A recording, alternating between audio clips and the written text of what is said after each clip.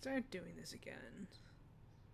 I think the way that I'm gonna do it though is I'm gonna set it, change layout to the panel.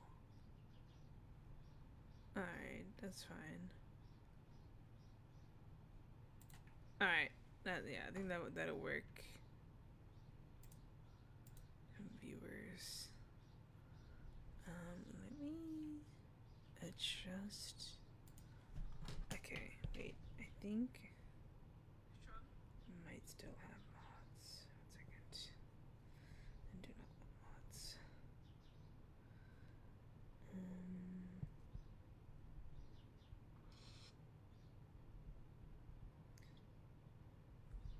Okay, wait, I'm just waiting. There we go. Okay. And then let me just adjust settings. No. Where do I go to? Okay, wait.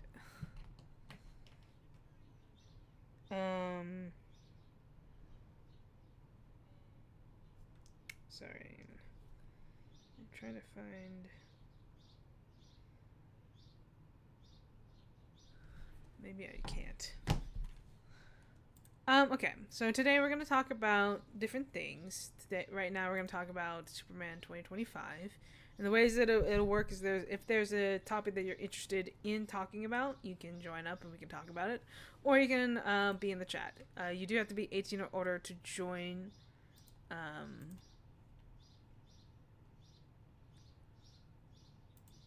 To join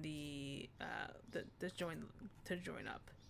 But otherwise, we're just going to be talking about different topics. It'll be rotating topics, so it's not going to be just this topic. Let's see. Let's make that a little bit smaller.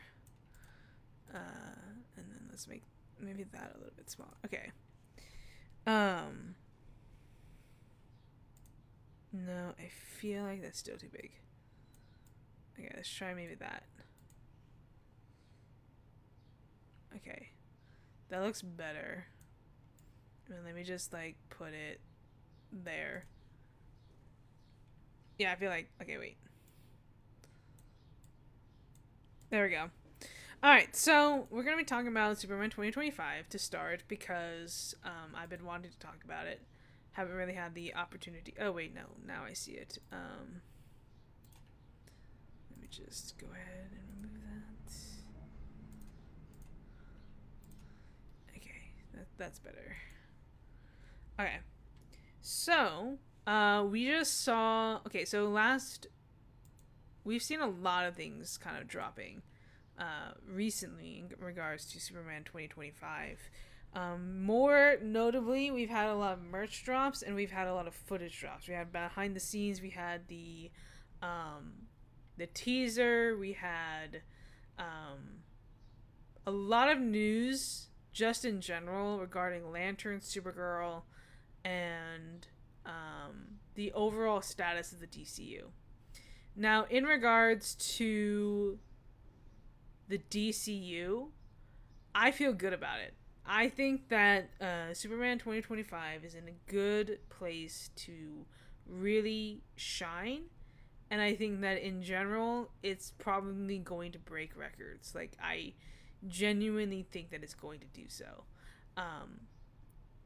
I think that it is well on track to making $1 billion. Now, obviously, we don't really know. We're not going to know until the movie is actually out. We're never going to know where the movie is going to be at until it releases. But I think in terms of marketing, in terms of strategy, in terms of the way that they're approaching everything, they're doing it very smart. Because they're not like overwhelming everyone with... What's that? They're not overwhelming everyone with sorry, okay, they're not overwhelming everyone with Superman media, which is good. You don't want to do that. You don't want to overwhelm the audience when you're marketing a movie. Sometimes too many trailers can be like too much to have. And I think that in general, the marketing makes sense for where we stand with Superman 2025. They're essentially following the Barbie marketing strategy, which is essentially not marketing too much, but just marketing at the right time. So if we look at the past of how they did it, let's actually take a look at the timeline that Superman 2025 kind of followed. Because I think it's pretty much... Okay. When did we get the announcement for Legacy? Probably... I actually don't remember when that was. So wait, James Gunn announces the DCU. So... No... let's see, maybe the original announcement? Okay, the original announcement... The original announcement was made January 31st, 2023. So that's like 2 years ago. And I think that's good because it kind of set the idea, okay, we're going to do something different. We're going to do something... This is our XYZ plan. Now, since those 2 years has passed, there have been plans that have changed. But overall, we're still going to get Superman on time. And I think that's the most important thing that hasn't changed. Because from this very chapter video, he said that it's going to happen July 11th, 2025. So that date was already established even before everything else fall into place. So the things that have always been consistent is the Creature Commandos and the Superman release dates. Those two have not changed, and it's not going to change. So essentially they're setting the date for when they start everything. They're going to start pouring marketing into everything. They're going to start really expanding on a lot of these things. Now, since then, let me see. Superman 2025 marketing timeline. I just don't remember everything that kind of happened. Let's see. Maybe it's on Wikipedia. Well, I guess the question is, when did they start auditioning? Or at least when was it like rumored? Superman actors auditioning news. Hey Mike, how are you doing? So 2023, January 2023, we get the announcement for the slate. Then I think in audition leaves, fans, actors, James Bond, 2005. Let me see. I'm doing well, yeah. I'm just trying to remember the timeline of events. So wait, in 2024, there was the ideas of the casting testings. Okay. Superman 2025 casting announcements and date.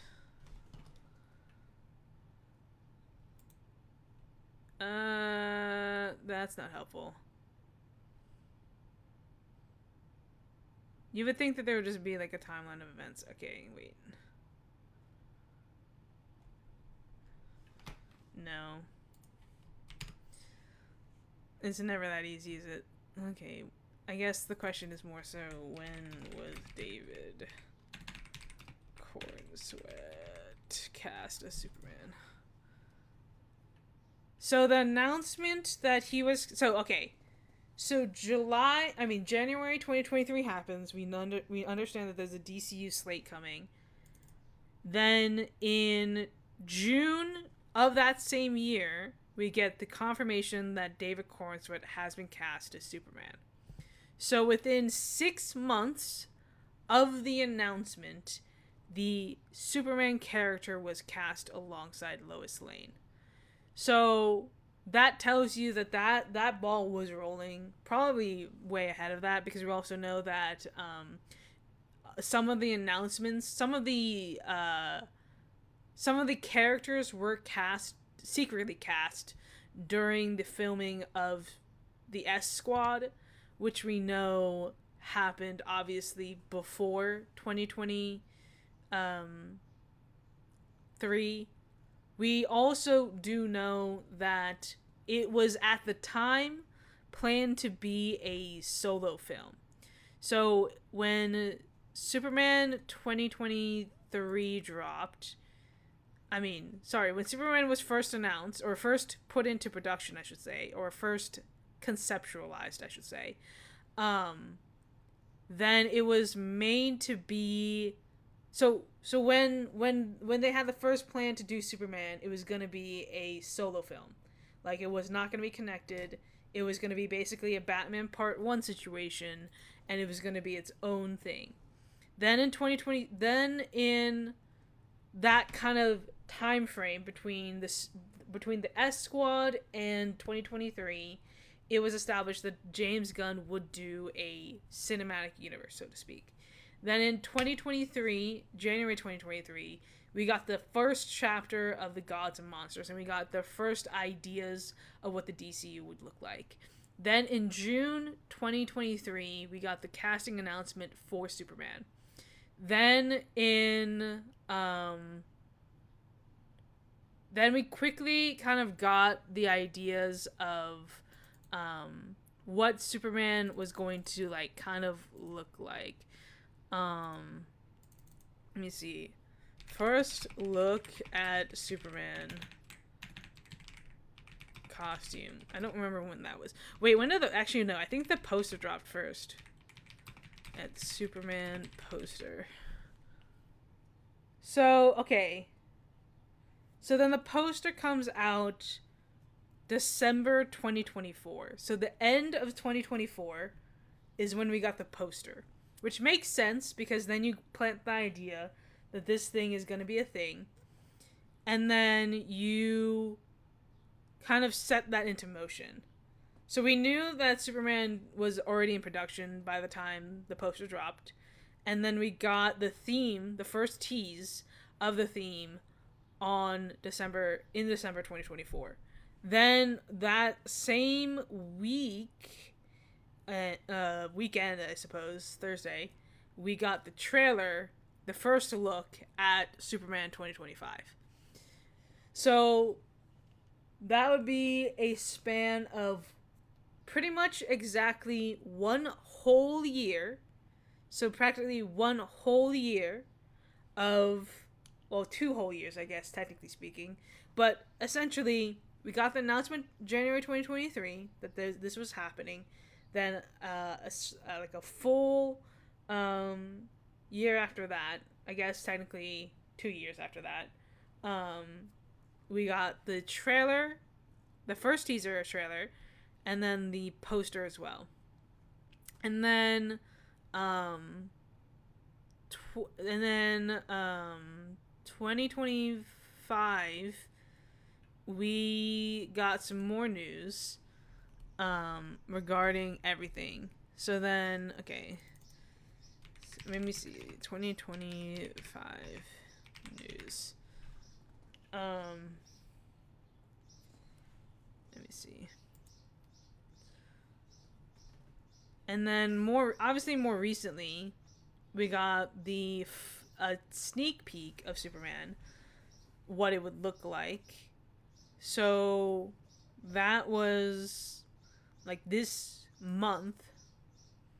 So then so that dropped to like a couple weeks ago. When did that drop? Like the Friday, I think it probably dropped. Superman 2025 trailer, maybe? Or sneak peek. Sneak peek dropped 3 weeks ago. So the sneak peek dropped, it doesn't actually say the date, does it? 3 weeks ago. So 1, 2, 3, so like the 9th or 10th or something like that. Either way, 3 weeks ago it dropped, probably around that same week of the 12th. So then that would be like 3 months out. So okay, we got so 3 months out we get the sneak peek, and then we're gonna get another trailer, which will be technically the official trailer, which will probably end up dropping in May, because that just gives them enough time to where they can probably open up the pre-sales. So the way that I see marketing happening, and the likely strategy that they're going to do, is that when the official trailer drops, the pre-sale tickets will go online. So usually there's like a month out window for when you can like pre-order tickets. But if they end up doing like an early screening or something like that in terms of Superman, then we can definitely expect something in May. Because I feel like it's probably going to end up dropping early May. And the reason why I think that is because that lines up with it being essentially 2 months away. So I think it might actually end up dropping May during the week of that 11 to 17 week. So they're essentially going to make it so it's essentially almost exactly 2 weeks out.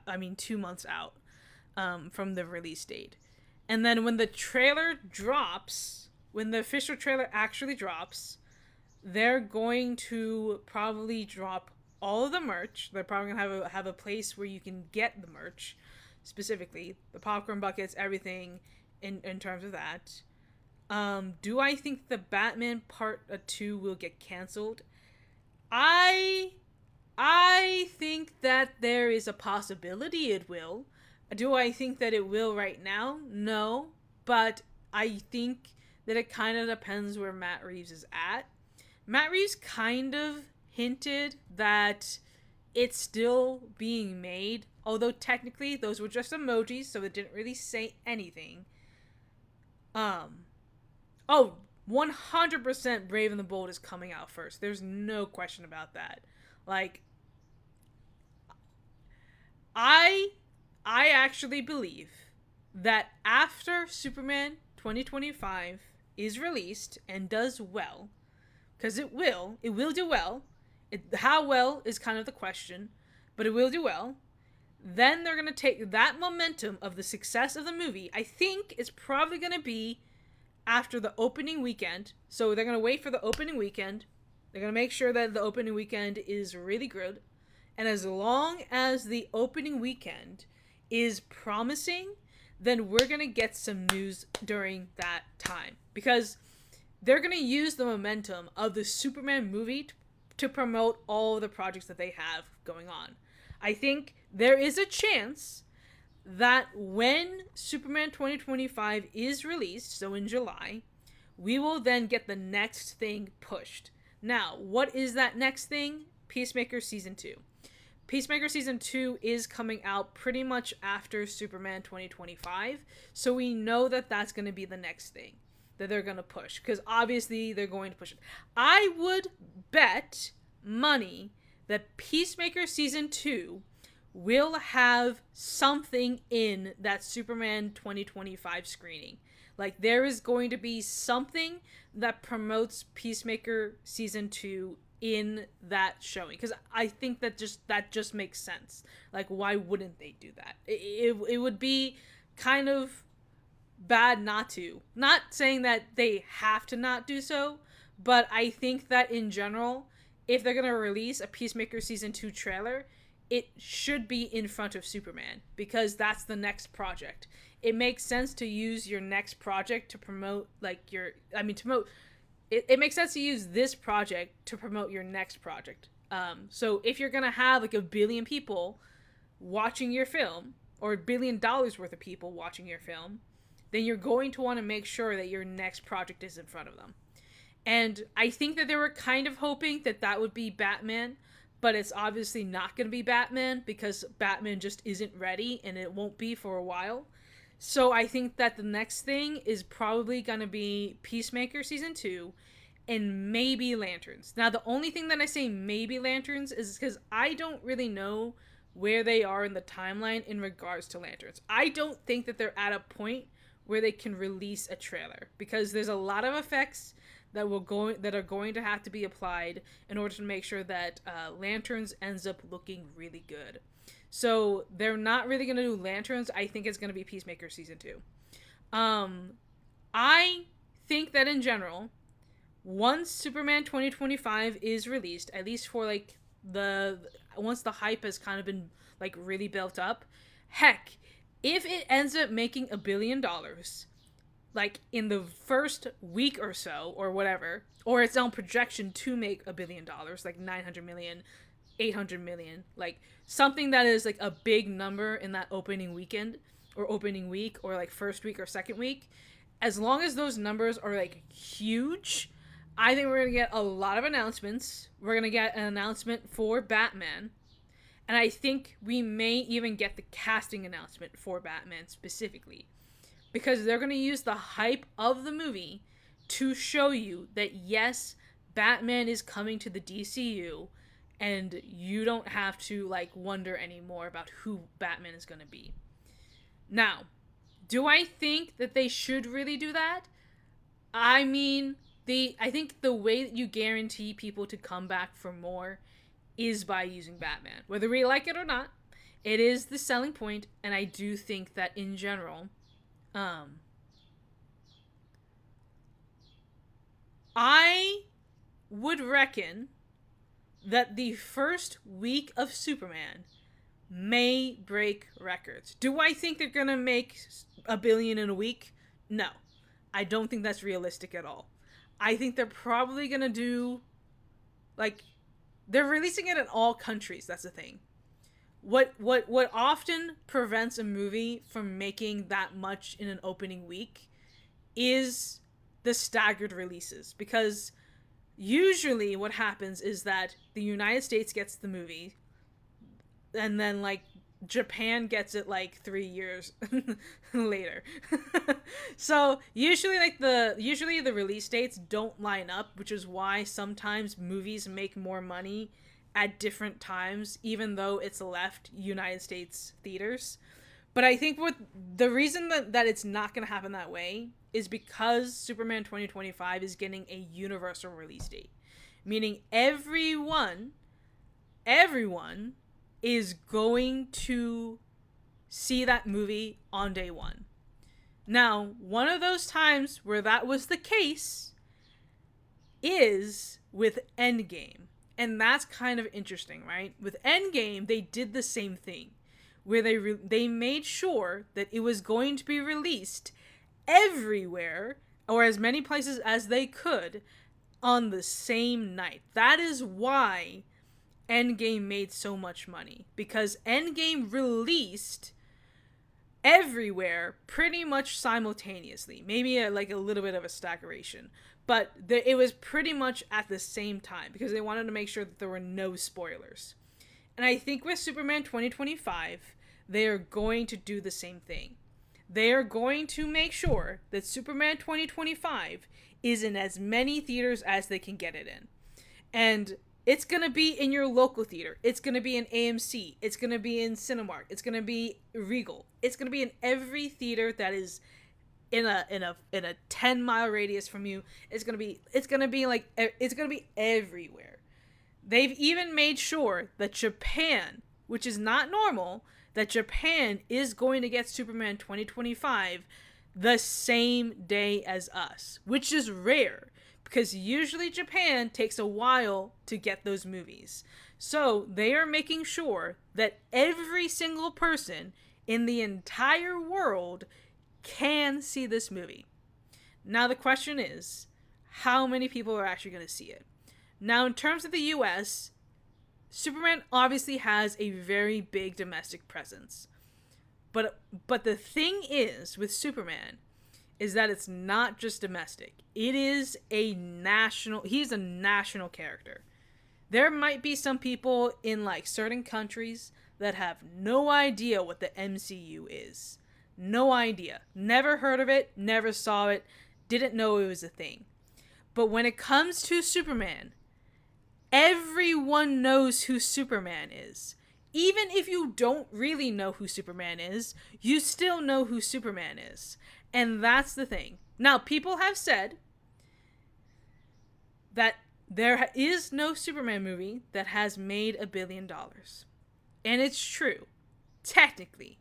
But also, technically, there are Superman movies that have made $1 billion, or at least the equivalency of it. Because if you adjust for inflation, Superman the movie did hit those numbers. It's more so to do with the fact that we now value movies a lot higher than we did back then, because inflation has changed a lot of those numbers. But if you look at Superman the movie, unadjusted, it did make, I think, $1 billion. I think it made $1 billion. I'm pretty sure I've done that research before. Like, I remember, or it made at least, let me actually just double check that. I might be thinking of a different movie. But I'm pretty sure. Okay, wait, actually, okay, I think people are, I think it's actually saying, I think it's saying 300, okay, well, I mean, okay, never mind. I think I'm thinking of a different movie. I think I might actually be thinking of a different movie. I think I might be. Anyways, wait, actually, I guess, has the Superman movie ever made $1 billion adjusted for inflation? Oh yeah, so it does say, okay, no, I was right. It does say that 1978 a Superman made over $1 billion adjusted for inflation. So okay, well technically it says it's according to Reddit, but I don't know how accurate that is. Anyways, regardless, right? Okay, let's just, for the sake of it, say that a Superman movie has never made $1 billion. Let's think about it this way. The movie going experience has changed a lot. And also the fact that Man of Steel was called Man of Steel, not Superman. And it's one of those things where I do think that they did suffer from brand recognition. Because I do think that Man of Steel should have made more money than it did. And I think it was because it didn't market it the same way that it should have. Like, Man of Steel is a movie that should have made more money. Let's just be real with that. It should have. It made $670 million worldwide. And it did not really perform that well opening weekend. And I think it's one of those things where when it didn't perform well opening weekend, it also didn't have that traction to like build to a big number. And I think the thing is, when you break down the week by week for Man of Steel, you see a lot of negative numbers.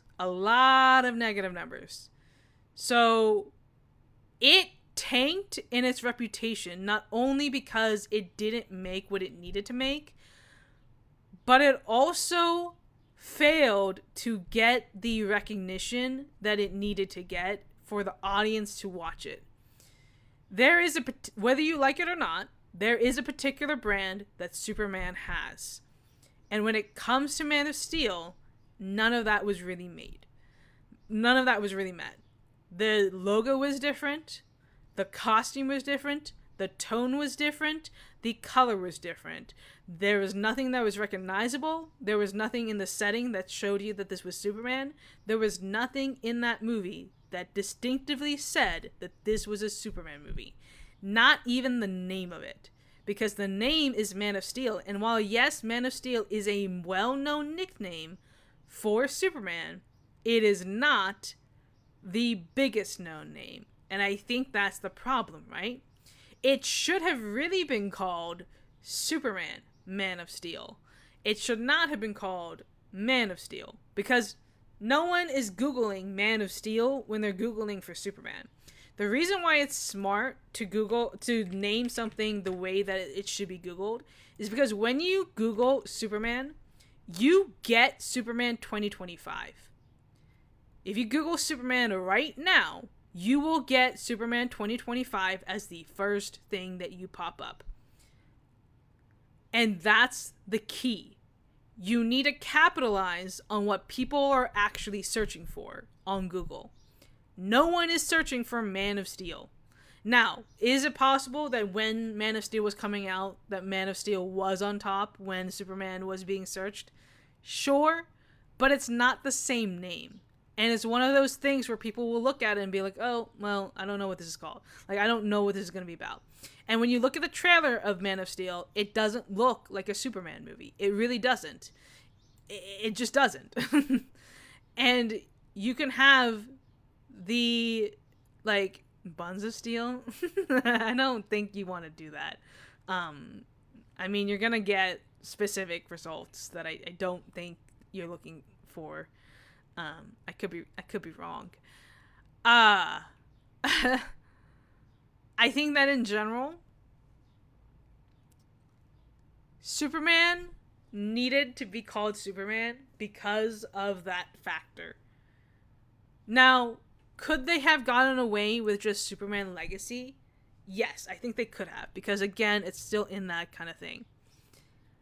But I think the reason why it's smart to call it Superman is, number one, when people Google it from now on, they will still see that movie pop up.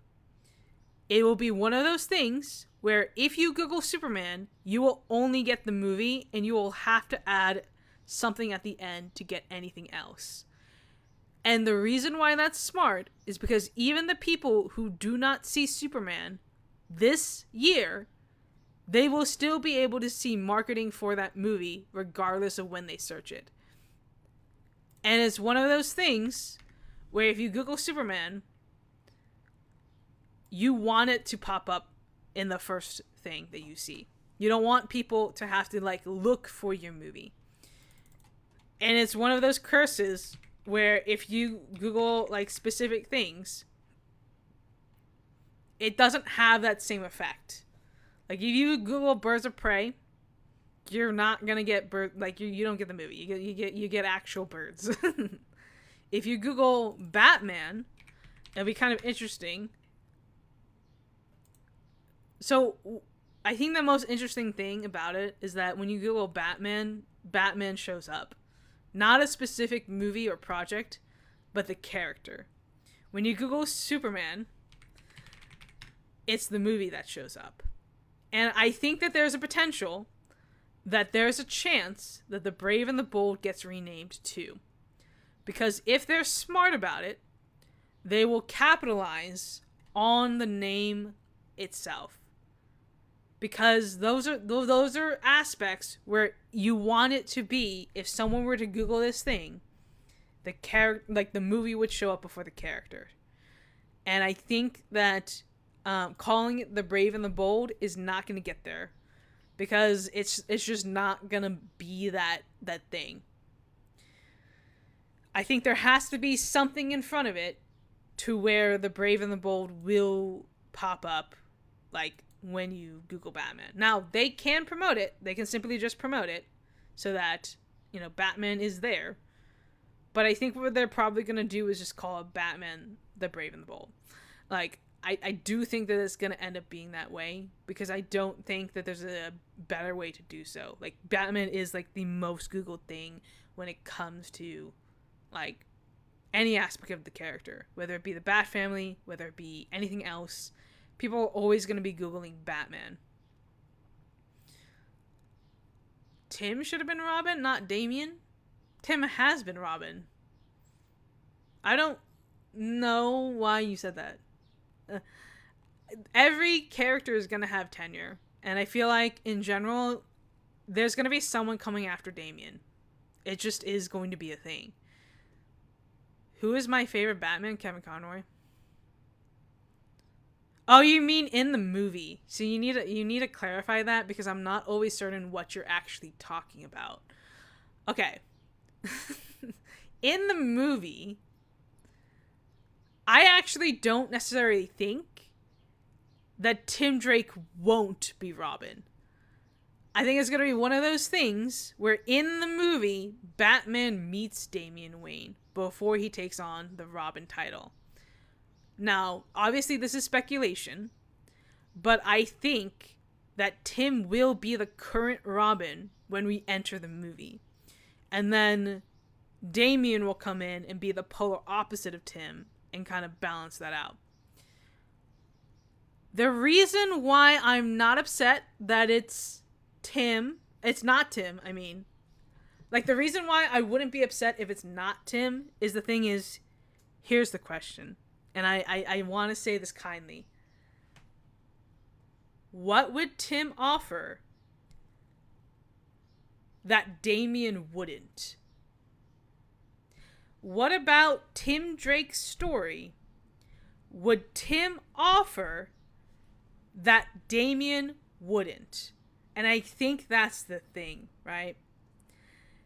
I loved him, but he doesn't really add a lot when it comes to the differences between Tim Drake and Damian Wayne. And I think it's one of those things where the reason why they're using Damian is, number one, because it means that we're going to have a fully established Bat family. Number two, it will be distinctly different from Batman and Robin. Number three, it lends itself to where you will not need to have all this set up. And I understand people are going to be upset about that. But here's the thing. Here's what I will say in the defense of Damian Wayne being the current Robin for the DCU. We can always do flashbacks. I think it'll be really interesting to start at a point where we have Oracle, Red Robin, Nightwing, Red Hood, Spoiler, Orphan, and all of these characters already established. And it's also one of those things where, while yes, it might be a little bit jarring to start with Damian, I think that in general, people are going to like Damian more than they would Tim. And the reason why they would do that is because Damian is actually a kid. He's someone that, like, the kids can relate to. When you look at Dick Grayson, Tim Drake, and Jason Todd, yes, they were kids, but overall, they're not known for being a kid. That's the difference. Like, yes, they were kids when Bruce adopted them, but overall, they are not known for being a kid, if that makes sense.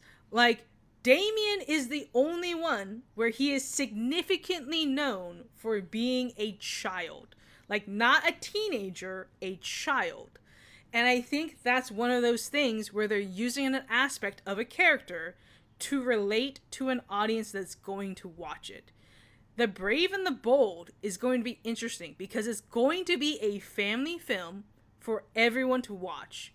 And you're going to have a grown Batman and a young Damian. So you're literally going to have a father and son dynamic. Now, I know what you're going to say, but what about Dick Grayson? He's Batman's son. They're all Batman's son. Like, why couldn't they just do it with Tim Drake?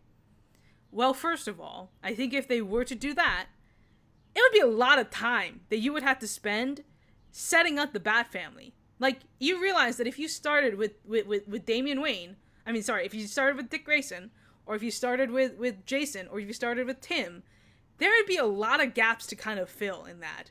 Because otherwise, you would essentially say that the timeline between Tim Drake and Damian is like this long. And that's the thing. I think it's one of those things where it's like they're only going to be telling this story for a certain amount of time. So in order to kind of include all of the stories that they want to tell, they have to start with Damien, because otherwise it's going to take decades to even get to Damien. I think I understand why people want like to start with Dick Grayson, but the thing is, Dick Grayson has never worked as a starting Robin in film. And I think in general, what's going to happen is that yes, we're going to start with Damien, but because of that, we're probably going to get like prequel films, like prequel projects. Because here's the thing, and I think people probably didn't realize this. The DCU is not in chronological. Oh my god. The DCU is not in chronological order. It is a fluid timeline. Paradise Lost is going to be happening before the DCU events. Creature Commandos already happened before the DCU events. There's going to be projects that happen before the events that are still in the DCU. Sergeant Rock is one of them. Sergeant Rock doesn't take place in the modern day. It takes place back in the past. So yes, we're starting with Damian Wayne, but I think it's more so that there's not a finite timeline. So they can do a movie with Damian Wayne and have the whole Bat family established. And then they can go back and do a Dark Victory film, or do a Under the Red Hood film, or do whatever it is. Because unlike the MCU, the DCU doesn't follow a strict timeline, and it also doesn't have to fully align, because they're all individual projects. They just happen to have similar ideas in them. And I think that's the thing that will make it great. Think about it this way. The way that you read comics is that there are runs for specific characters, meaning you're going to read a Batman run and you're going to read a Superman run, and then there's going to be some moments where you have World's Finest where the two meet each other. And if you've ever read the comic books, then you know that the comic books are not in one fluid timeline. They are all over the place. Recently, I think Fire and Ice is taking place before Zatanna, even though Zatanna came out before it.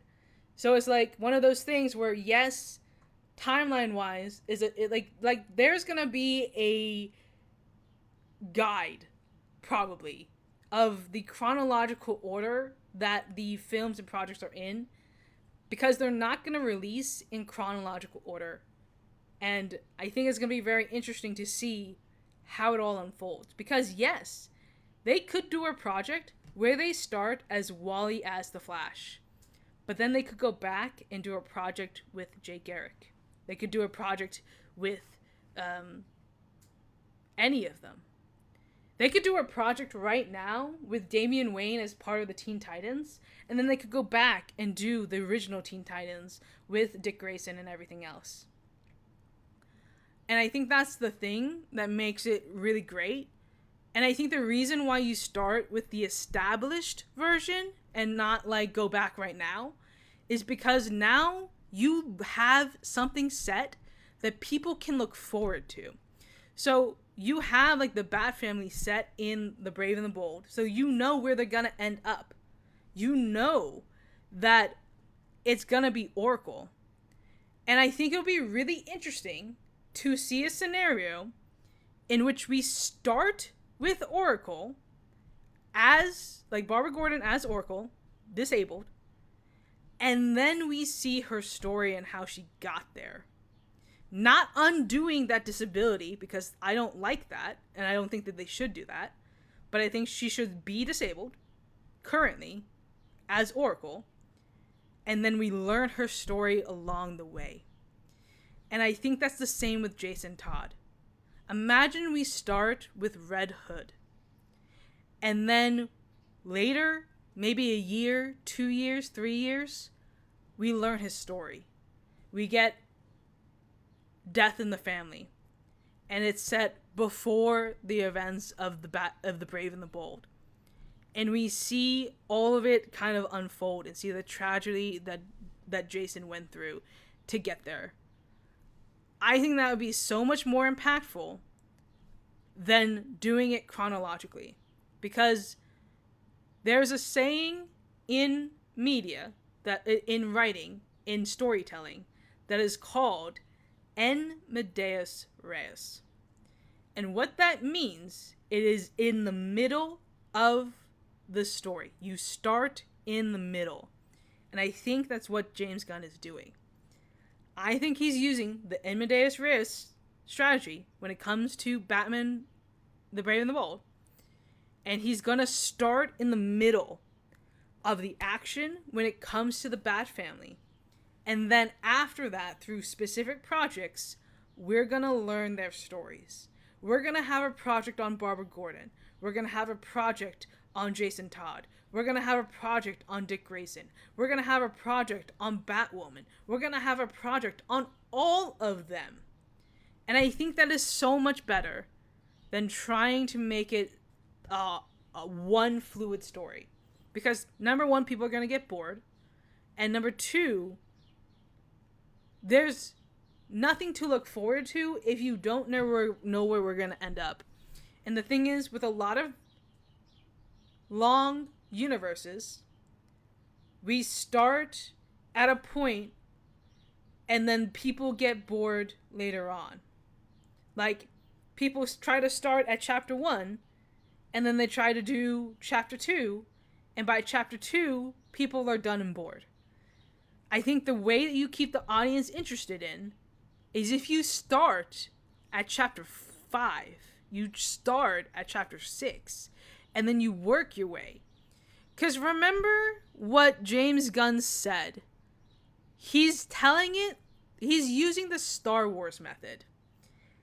And if you know anything about Star Wars, you know it started in the middle. It started in the middle of the story. And then it worked its way backwards. And it's still working its way backwards. And I think that's the thing.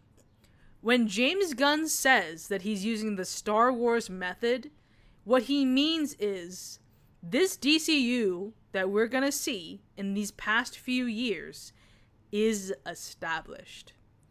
And then once we have that established, then and only then will we go back. And I think that's so much better than doing it any other way. Because when you have prequels, you have something that people know is going to happen, and you're just waiting for that moment. Like, imagine, we know already, kind of, how Oracle ends up being Oracle. But imagine you're the general audience, and you see this disabled woman. And you see this disabled woman kind of having, like, PTSD and everything, and she's going through, like, her self-identity and trying to establish the fact that she is capable of doing these, like, very smart things and able to do all these things. So you know that. You establish that. And then you learn in another project that disabled woman used to be a superhero, like Batman. And then you learn that the way that she got to where she is now is through a tragedy that happened. Now, do I think that they should use the Killing Joke in order to set up Oracle? No. I don't think it's a good story, and I don't think it would be the right way to do it. Would it be comic accurate? Sure, technically speaking. But I think overall, it doesn't age well. It also just doesn't really make sense. Because the Killing Joke is meant to be a standalone story, not something that is told in continuity. Because if it was told in continuity, the Killing Joke would work out way differently than it did. Because the Killing Joke is told in a Batman-only universe, where Batman is the only hero.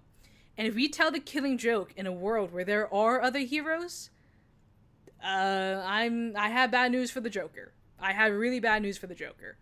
Because we also know that simultaneously, during all of that, like through other comic books, that like Zatanna tried to stop it, Booster Gold tried to stop it. Like, we had moments where people try to stop that moment from happening.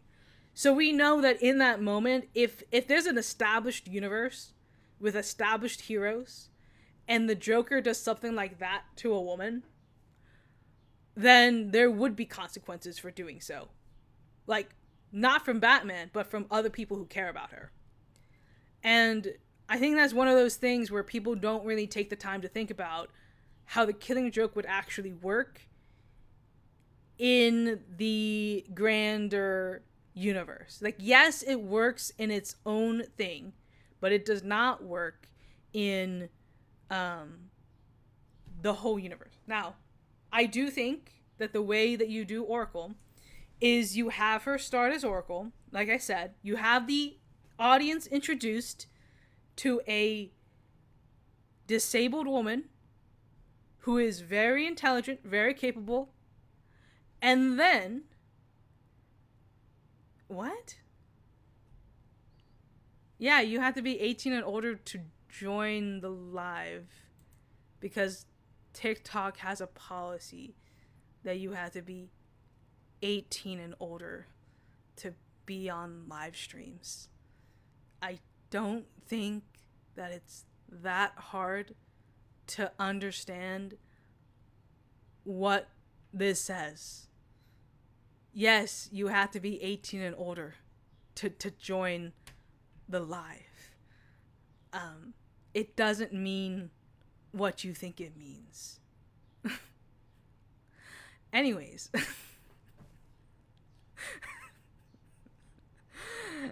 Anyways.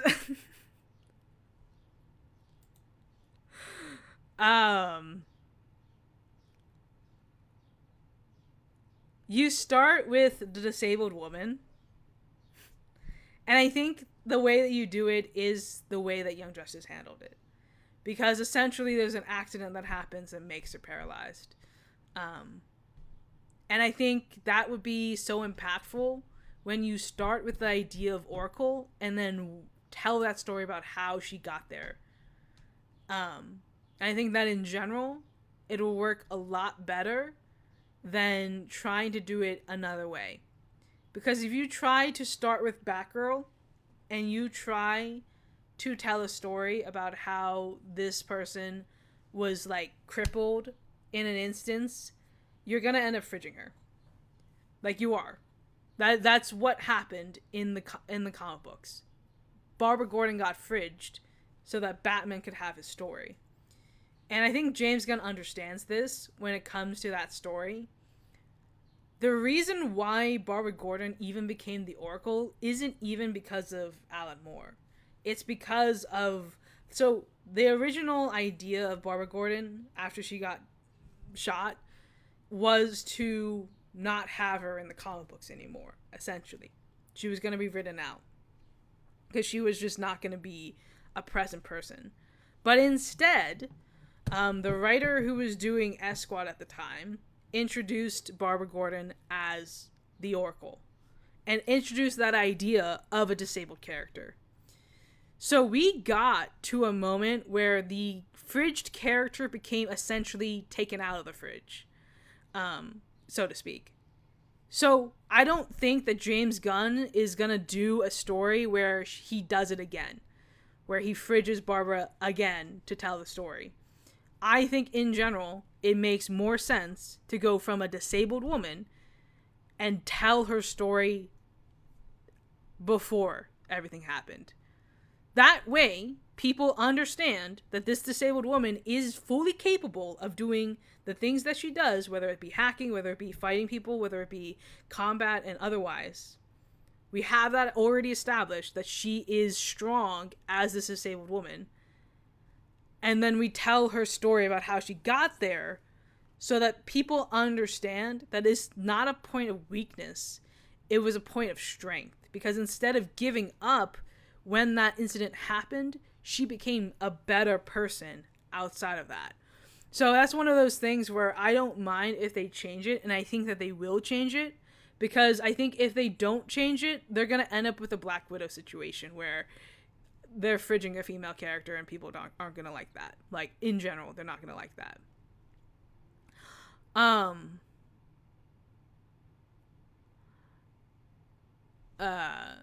I think... Wait, did somebody ask anything else?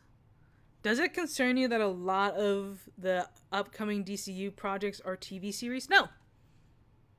And I'm going to be point blank when I say this. I think it's better. Because here's the thing.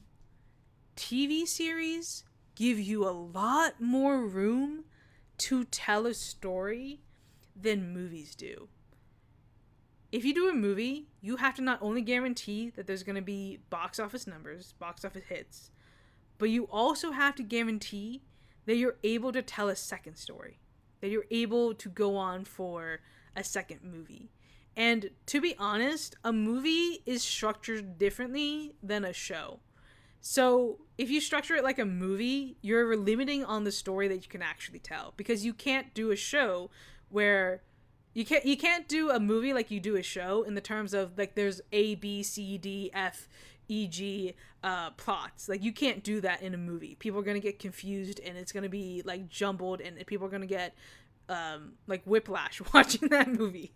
Like if so many things were happening all at once, people would get a headache. And with shows, you don't have that problem. Now, I think in general, there's a lot of characters that will do well in that show category and won't do well in the movie theaters. And I think that's the thing. Each character needs to be assessed about whether or not they can draw eyes. If it's not a character who can definitively draw eyes, then they should be a show. At least until the DCU is fully established. Because I don't think the MCU formula works anymore. People are not going to see a movie just to see the storyline happen. What you need to happen is that you have shows and movies, some of which are connected, some of which are not, and essentially take it like the Agent of I think the way that the DCU is going to function is actually the way that Agents of S.H.I.E.L.D. handles it. Because if you don't know, technically Agents of S.H.I.E.L.D. isn't really in the MCU, but it also is in the MCU because they acknowledge the events that happened in the MCU, so it has to be in the MCU, but then it can't be in the MCU because no one ever acknowledges that the Agents of S.H.I.E.L.D. exist. That was a lot. I think it's going to basically be like that, where you're going to have shows and they're going to have events that happen in the movies, but it's not going to be something where it's like completely established that they are this, like, the way that I see it is that there's going to be a storyline that is told like in Superman 2025. Something happens in that movie, and then in the show, that same thing kind of happens. It's kind of like this. With the Suicide Squad, the new one, they referenced it in Creature Commandos, right? They referenced the Project Starfish. That's what they referenced. So that's what we're going to have in terms of continuity. Is that when we have... There's going to be moments that refer to these movies in these shows. Like, that's how we're going to know it's part of the DCU. They're going to mention something like, oh, the attack on Metropolis. They're going to refer it to as an event that happened that is referring to that project, but it's not something that has to be like fully connected.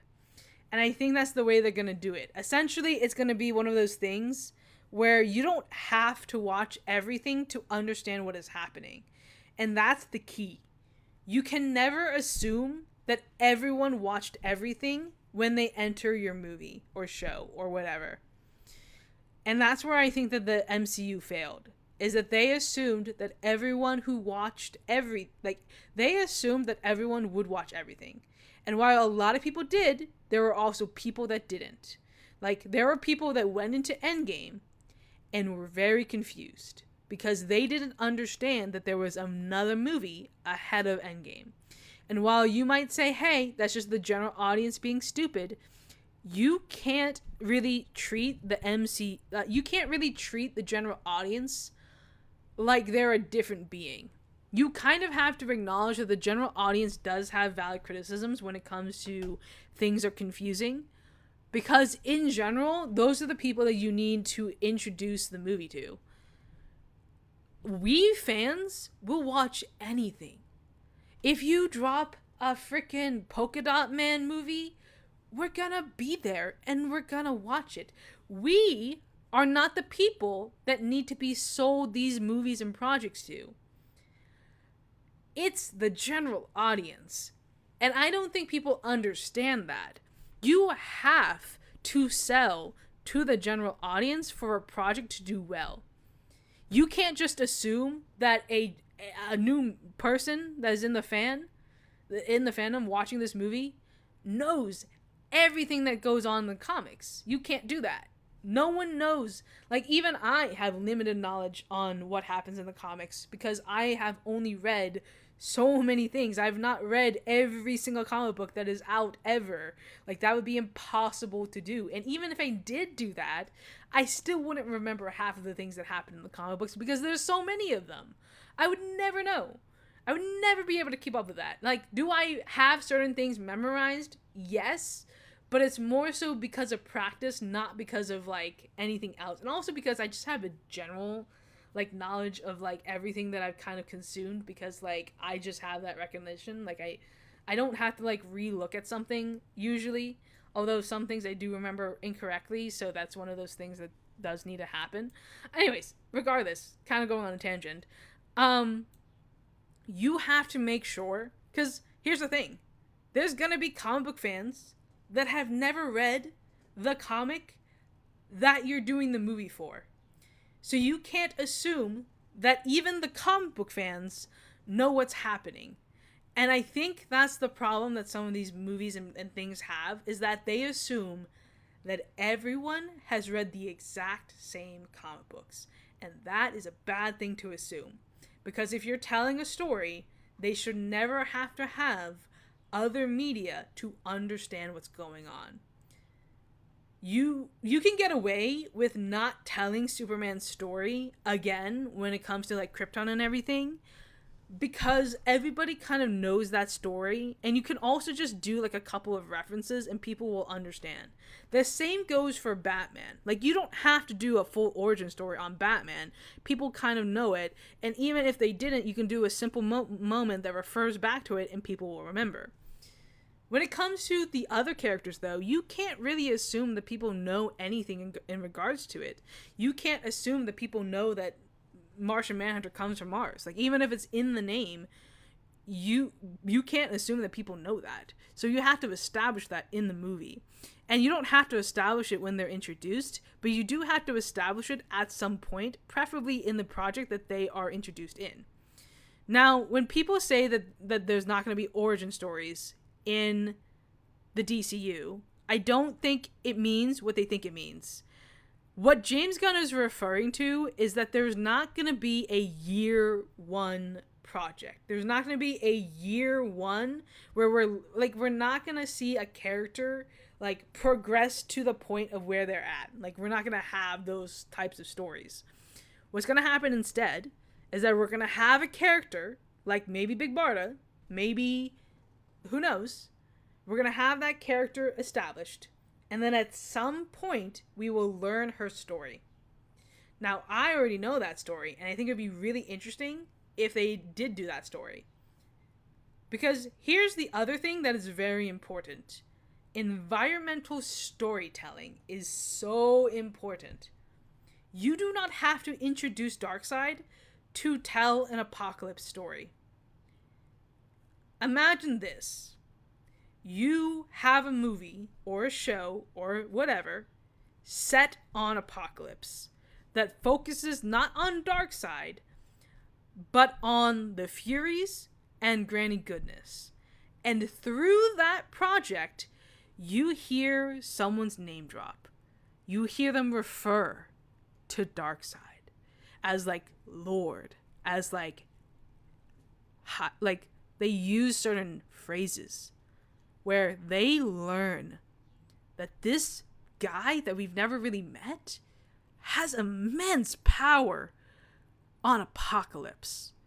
Like, even when, the what you need to get to is a point where Darkseid doesn't even have to be in that movie or show or whatever it is for you to feel that presence. Like, if you do a movie and you set it on, like, Genesis, you don't even have to refer to Darkseid.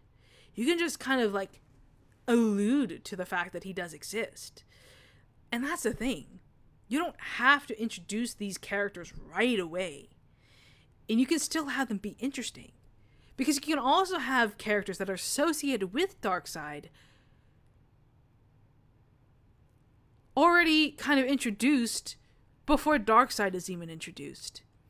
Okay, I wouldn't say just like they did with Thanos. Like, we do not need Darkseid on a toilet like for like 5 films. We don't need that. we don't need exactly the way that the MCU did it, because we do not need Darkseid popping up at every single end credit scene just to show that he's sitting on a toilet or something like that. We don't need that. Speak for myself, I'm not sure why you would want to see Darkseid on a toilet. So if you're into that, well, that's a you thing, it sounds like.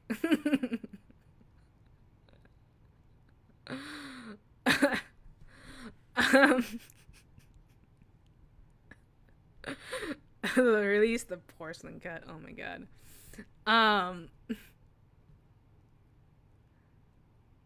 Do you think the DCU in a few years can be the juggernaut that I think it can be bigger than it. Here's the thing.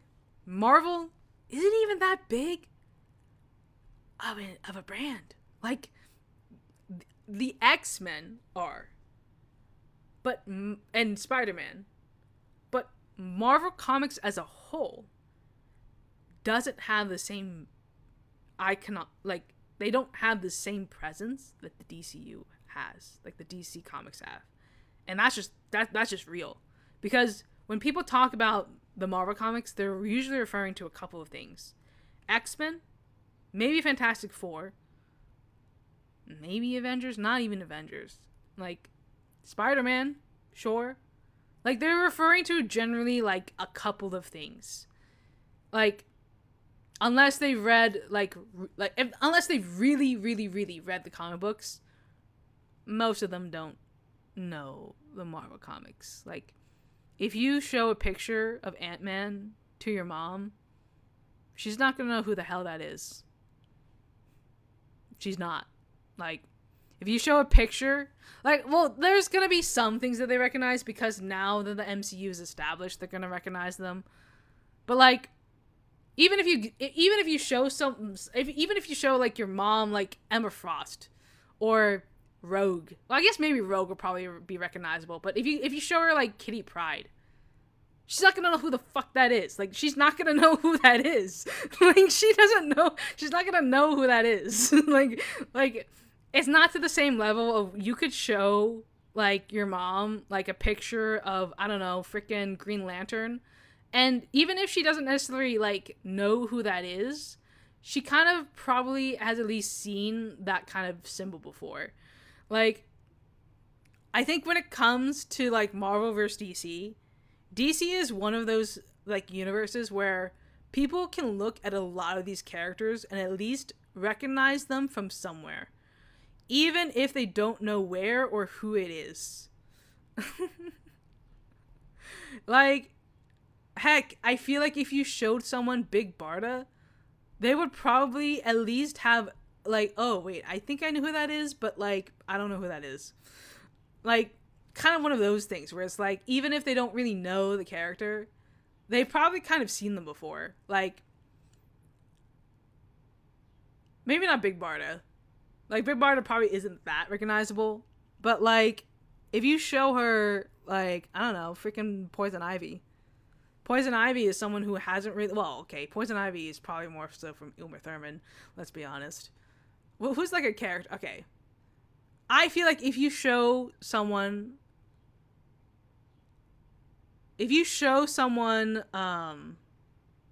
trying to think of, like... I'm trying to think of not someone that's, like, too obscure, but also, like, not, like, super common. I feel like if you show her Martian Manhunter... You show her, like, Martian Manhunter, I feel like people would kind of recognize the character, at least the symbol, maybe. Like, they would have some kind they might not know what it's called, but they would probably recognize it. Like, not out of their way, but, like, they kind of might. Anyways. Oh. So, I think that the plan is to do Superman first, and then so long as Superman is successful, they're gonna try to do the Authority. As long as the Authority releases, then they're going to do Superman 2, which will be Superman versus the Authority. Now, that could change, but as far as I'm aware, that is the plan to do so. They're trying to make the Authority work. And the thing that's been said is that if they get the Authority to work, here's the reason why the Authority is taking so long, is that whoever does the Authority movie will essentially be allowed to do Superman 2. So they need to find a director that not only can do the Authority, but can also do Superman 2. Because James Gunn's not going to do the second movie. He's going to give it to somebody else. And he has to give it to someone that he can trust. So it's one of those things where they have a story in mind, which will basically be like Superman versus the Elite, but they need to find the right person to do that story. And I think that they're playing it smart. I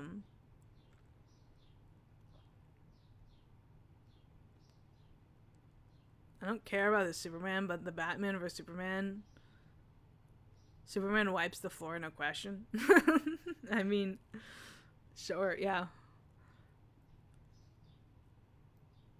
So, the reason why I don't read the Marvel comic books, and I'll explain in a very simple way. The reason I don't really like Marvel is because, one, there's not really a starting place to start with when it comes to Marvel. And two, there's not a lot of female-led comic books when it comes to Marvel. Like, not a lot. And the ones that are, not that great. Like, the majority of, like, the female characters are just within a team of someone. So it's, like, one of those things where it's, like, if I don't have, like, a someone to read, like, that's the main reason why I don't really read Marvel. Because I don't really have, like, individual stories that I can read that I think I would enjoy. Now, is it possible that changes at some point? Maybe. I mean, I had read She-Hulk, like, a long time ago. That was the only one that I really read, though. I think the thing is, and I think the Marvel fans will probably disagree, Marvel does need a hard reset. Like, a hard reset. Because they've been doing it for so long, and they have the same story for so long, that the continuity is weird. And the thing about the DC comic books is that they also need a hard reset. Because here's the thing. What people don't know is that the DC comic books have not had a hard reset since Flashpoint. Meaning it's been over a decade since the past thing. And here's the thing when it comes to DC continuity that is gonna break your brain, but is important to kind of, like, say, because you're gonna realize why it needs to be kind of reset. There are characters that technically cannot exist because of events that were retconned, but they do exist because they have to exist. So, one of those characters is Donna Troy. The reason why Donna Troy has so many origins is that the current the origin that she had was made impossible to happen by a retcon. So essentially, Donna Troy cannot exist because that event that created her no longer exists. But Donna Troy has to exist because she's within so many storylines. They can't just erase Donna Troy because Donna Troy is involved in the Teen Titans and is deeply connected to Wonder Woman as well. So Donna Troy is a character that cannot exist in the current continuity, but has to exist. Because if they get rid of her, the whole universe would essentially collapse in itself because of the fact that Donna Troy is so involved in these storylines. And it's one of those things where if you explain it to somebody who doesn't read comic books, their brain is going to explode. Because what do you mean this character cannot exist? Like, what do you mean? That doesn't make sense. They do exist, so they have to exist. And it's just one of those things where, like, technically speaking, the DC universe just needs a hard reset because we have not had a hard reset since Flashpoint. And I mean in the comic books. Okay, I'm specifically meaning in the comic books, not in the, like, the reboots that are happening. I see, you don't have to spam Glenn Powell as Batman. I see your comment. You don't have, I see all of chat. Okay, you don't have to spam your comments. I see you. Also, no, Glenn Powell is not gonna be Batman. I don't think the Glenn Powell is a good choice for Batman. If you want to know my preferences, it's between, like, Ethan Peck, Jonathan Bailey, and I guess if I have to, Brendan Sklenar.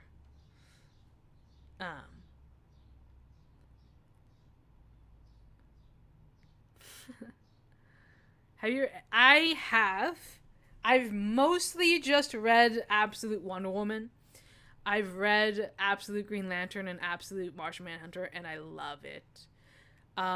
In terms of the others, I've not really kept up with them, mainly because I'm kind of bored. I need to catch up with Absolute Superman, but I'm only buying certain things physically, so I have to kind of wait for it to come on to DC Universe Infinite, and right now most of them are not there because it's like a month out before they drop. Do you want Hawk and Dove? Of course I want Hawk and Dove, but okay, which Hawk and Dove? I mean, that's kind of the question. I honestly prefer the brothers. Like, I think that they work better than the couple. But I think what could be funny is if you have the brothers exist, but then you also introduced, like, Dawn Granger. So you just have, like, a Dawn meets Dawn moment. And I think that would be kind of funny to do. Because I think that it would just be funny. Like, just Dawn meets Dawn. Because usually they don't meet. Usually they're not really, like, meeting each other. Like, I think it would just be funny if the two Dawns meet. Alan Richardson, I wouldn't be against, but I'm not in favor of. The same goes with Jensen Ackles. Jensen Ackles is old in general. Like, I'm sorry, he is old, and also his Batman, not that great. Like, it's not horrible, but it's not that great to warrant him being cast in the live action role. If it was Kevin Conroy in his prime, like when he was young, 1000%. Absolutely, I would have loved that. But, like, not Jensen Ackles. Jensen Ackles isn't that kind of guy. Heck, I would even take Troy Baker over Jensen Ackles, and I wouldn't even take Troy Baker because, first of all, he's a voice actor, and second of all, like, he just doesn't match the Bruce Wayne vibe. But between, like, voice actors, I would go with I would go with Troy Baker before I go with Jensen Ackles as a live action Batman. Just to be honest about it. Did I see the movie? How would I have seen the movie? How would I have seen Superman 2025? How would I have seen it? Just think about that for a moment. Just think about that. How would I have seen it? How would I have seen it? Like, I don't like, why did you ask that question? You think that I have like insider knowledge or something? What? How? No, I'm not. I'm not that person. I'm not that person. I wish. God, I wish. Look, here's the thing. If I were one of those people that got to see the private screening, you would know. You would know. Because I wouldn't keep quiet about it. I would definitely make content on it. Even if it was anonymously. Who would you get as Wonder Woman? I've seen, I think her name's Jessica Green, kind of thrown out there. I like the idea of it. She's like, yeah, Jessica Green, 3259. I like that idea. I've also seen, who is the other one?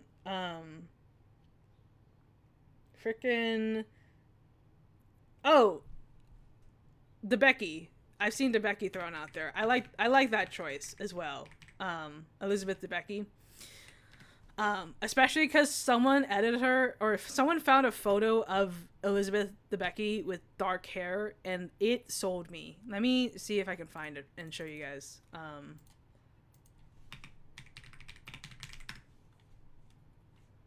Or I guess maybe somebody edited it. I think this might be an edited photo. But let me show you guys what it looks like.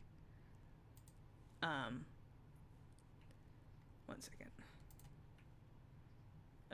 Image. Wait, I feel like that's not what I want to do. Okay, and add image. I've seen Claudia Dalmy thrown out there. I don't hate it, but okay.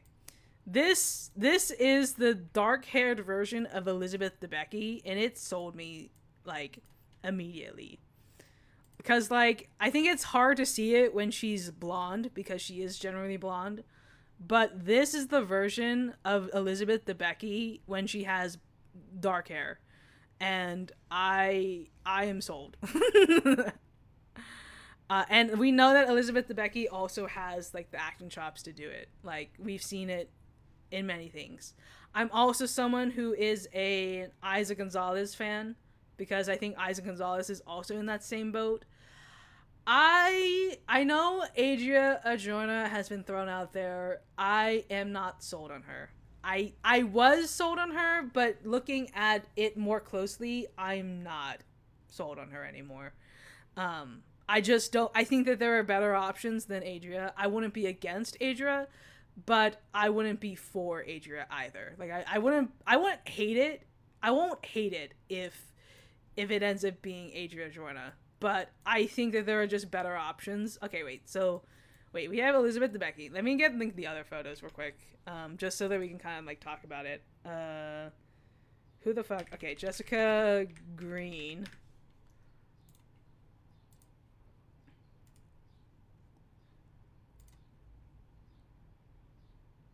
You're coming out in the movie? Okay. I mean, we've already known Batman. We've been knowing for years. You're not that subtle. We know about it. We know. Okay. So this is Jessica Green. So this one I am also sold on. I think I would prefer Elizabeth DeBecky between the two of them, because I think just DeBecky has better acting performances in terms of being able to prove herself that she can do it. I've also seen Monica Barbaro. I like the idea of it. I just don't know if she's really been in anything. Is it? Wait, is this who I'm thinking of? Yeah. Okay, wait. I just need to find an image. I think the only thing with Monica is that I just haven't seen anything that she's been in. So I don't know. I don't really know what she can do. If she can act, sure, but wait.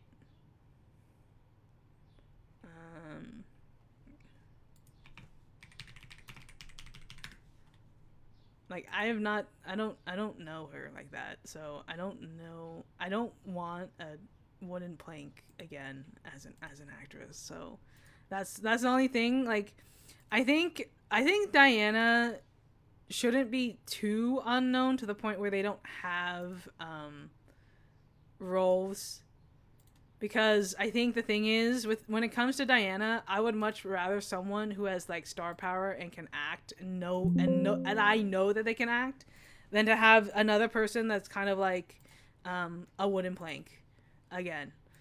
We don't need that. Okay, never mind. That's not gonna let me share it anyways. It's okay. It's okay. It's fine.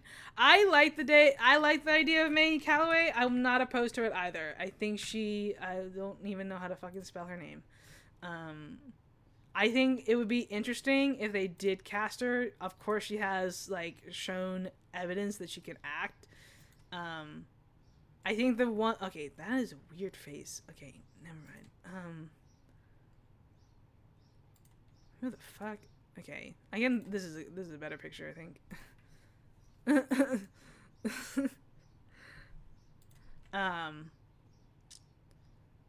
Let's see, image, add. Okay, I don't. Oh wait, okay, not yeah. Well, okay. So this is May Calloway, Callumway. I don't even fucking know. Okay, so on the right of me, here, that's Elizabeth Debicki. I think that she is probably my number one like runner for right now. Like I've been sold on this casting. I also have okay. Also, there's Jessica Green on the top, over here. I can't really point to it without my finger being erased, but Jessica Green is at the top, and then we have May Calloway, Callumway. I don't fucking know. Charlie Fraser.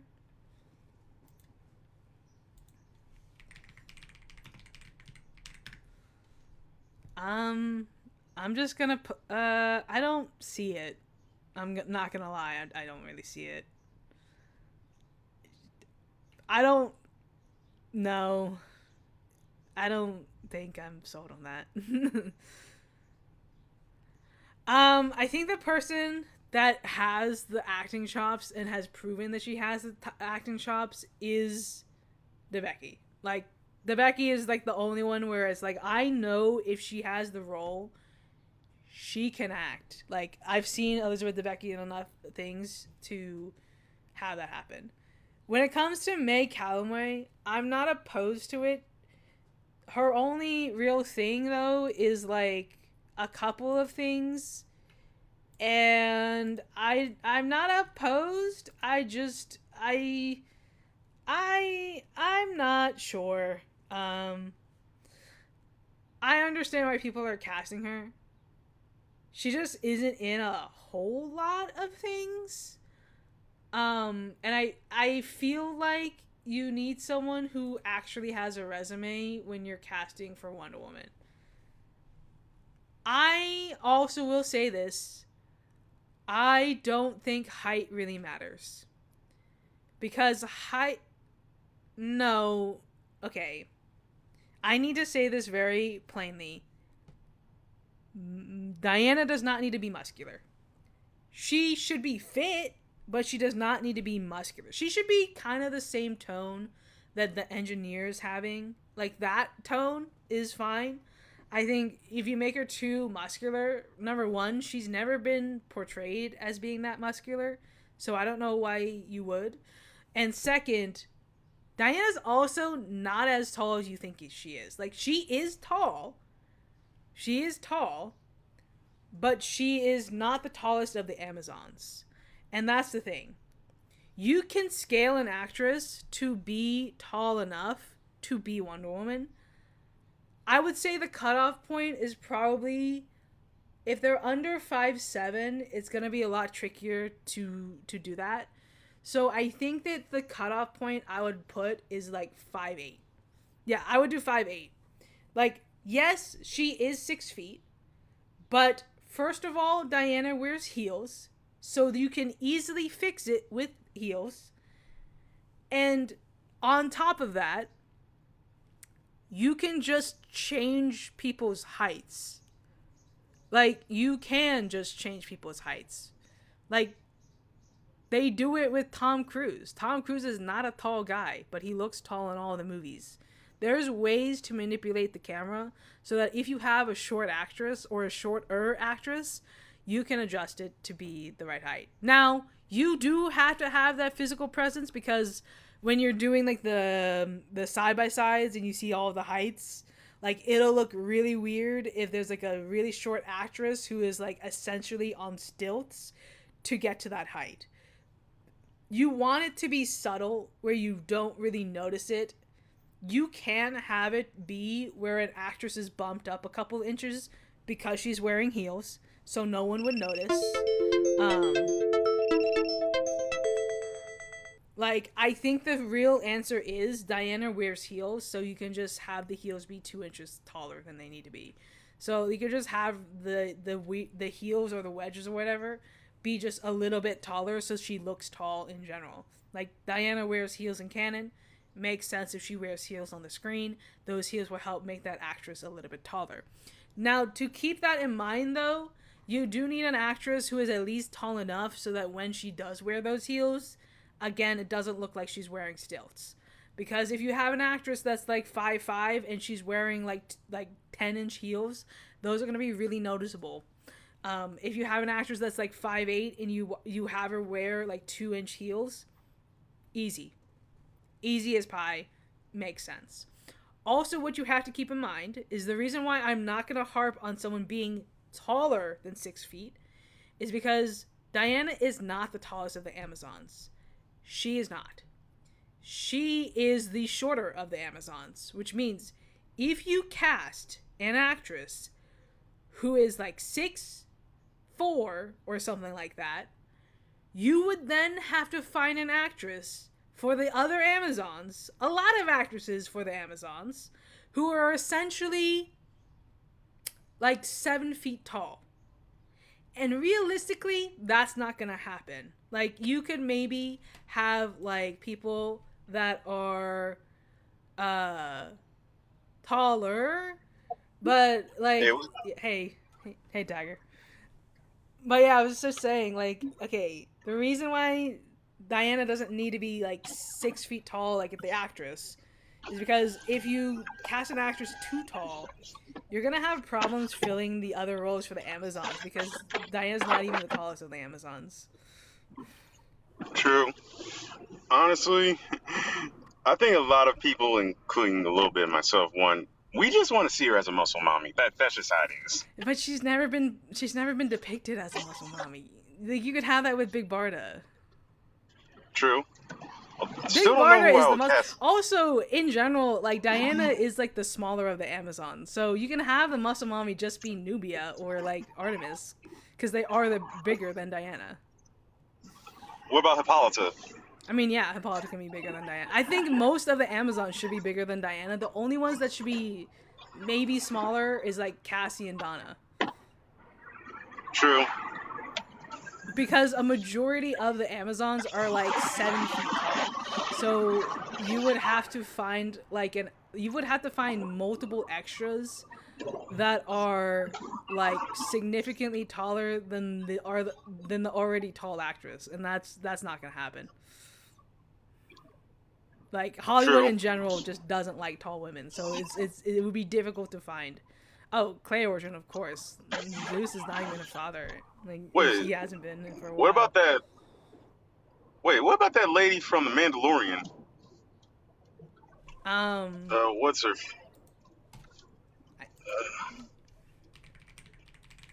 I know who you're talking about. No, she's no.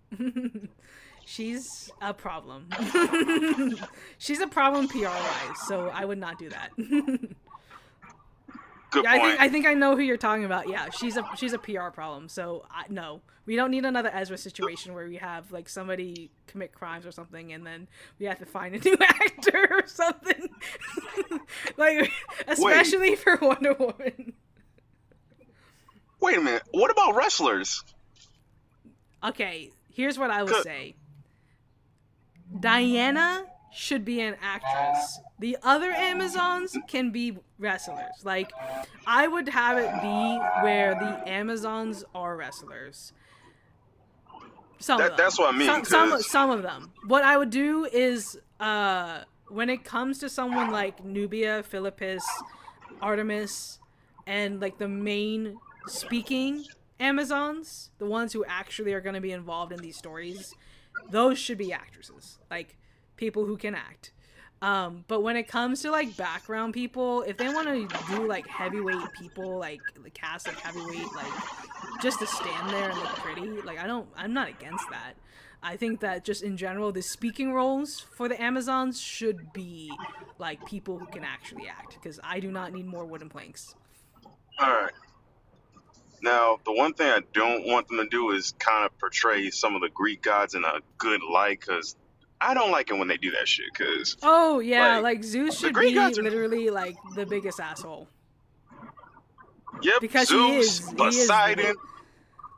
Like, I think the Hera. ones that should be compassionate are the goddesses, really.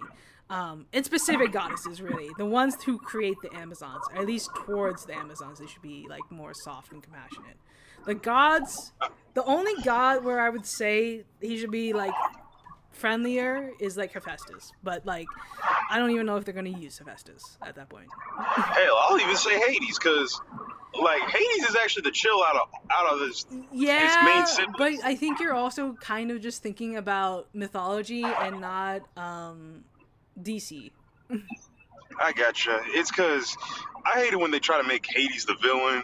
Oh yeah, no, they shouldn't do like the Disney thing, no. Because also, I know they did that with the DCU, and I think that I liked because he had a great voice actor, but I think that in general the main like god villains should be like Ares and you could do Zeus. Like, I think Zeus could be someone who ends up doing like something polarizing, because he has in the comics before, so it's one of those things. I think here's what I would say, morally wise: the gods should not be good or evil. They should just do things in general. And maybe evil, that may be interpreted as evil. Like, I think the only one who should be definitively evil is obviously Ares, because that's what he was designed to be.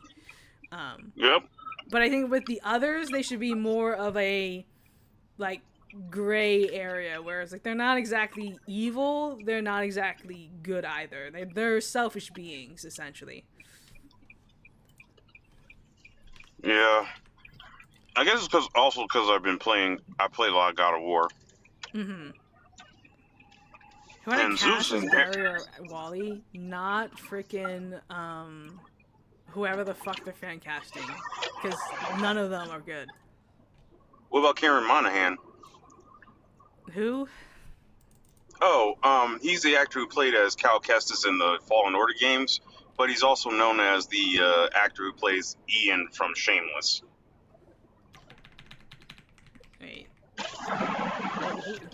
Wait, how do you spell his name? Oh, well, you already know how to spell Cameron, right? Yeah. Oh, wait, I know, okay, wait, no, I know who you're talking about now. Okay, I just didn't recognize the name at first glance. Sure. I'm not opposed to it. I feel like people are mainly just going off of looks, though.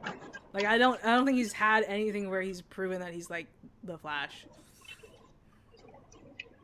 Especially Wally, because I assume that you're asking him for Wally. Yeah, mainly Wally, because we got to move on from Barry Allen. I wouldn't be opposed. I just haven't. I think people are mainly just going off of looks rather than like acting, because I think he'd be fine. I just haven't seen anything that he's in terms of that would prove that he would do Wally West well. Like, he's been in a lot of like doom and gloom stuff. Yeah, he was also in Malcolm in the Middle, that one episode. Okay, well that was like 10 decades ago. Yeah. So yeah, I mean, I'm sure he could do it, but I just don't have that evidence.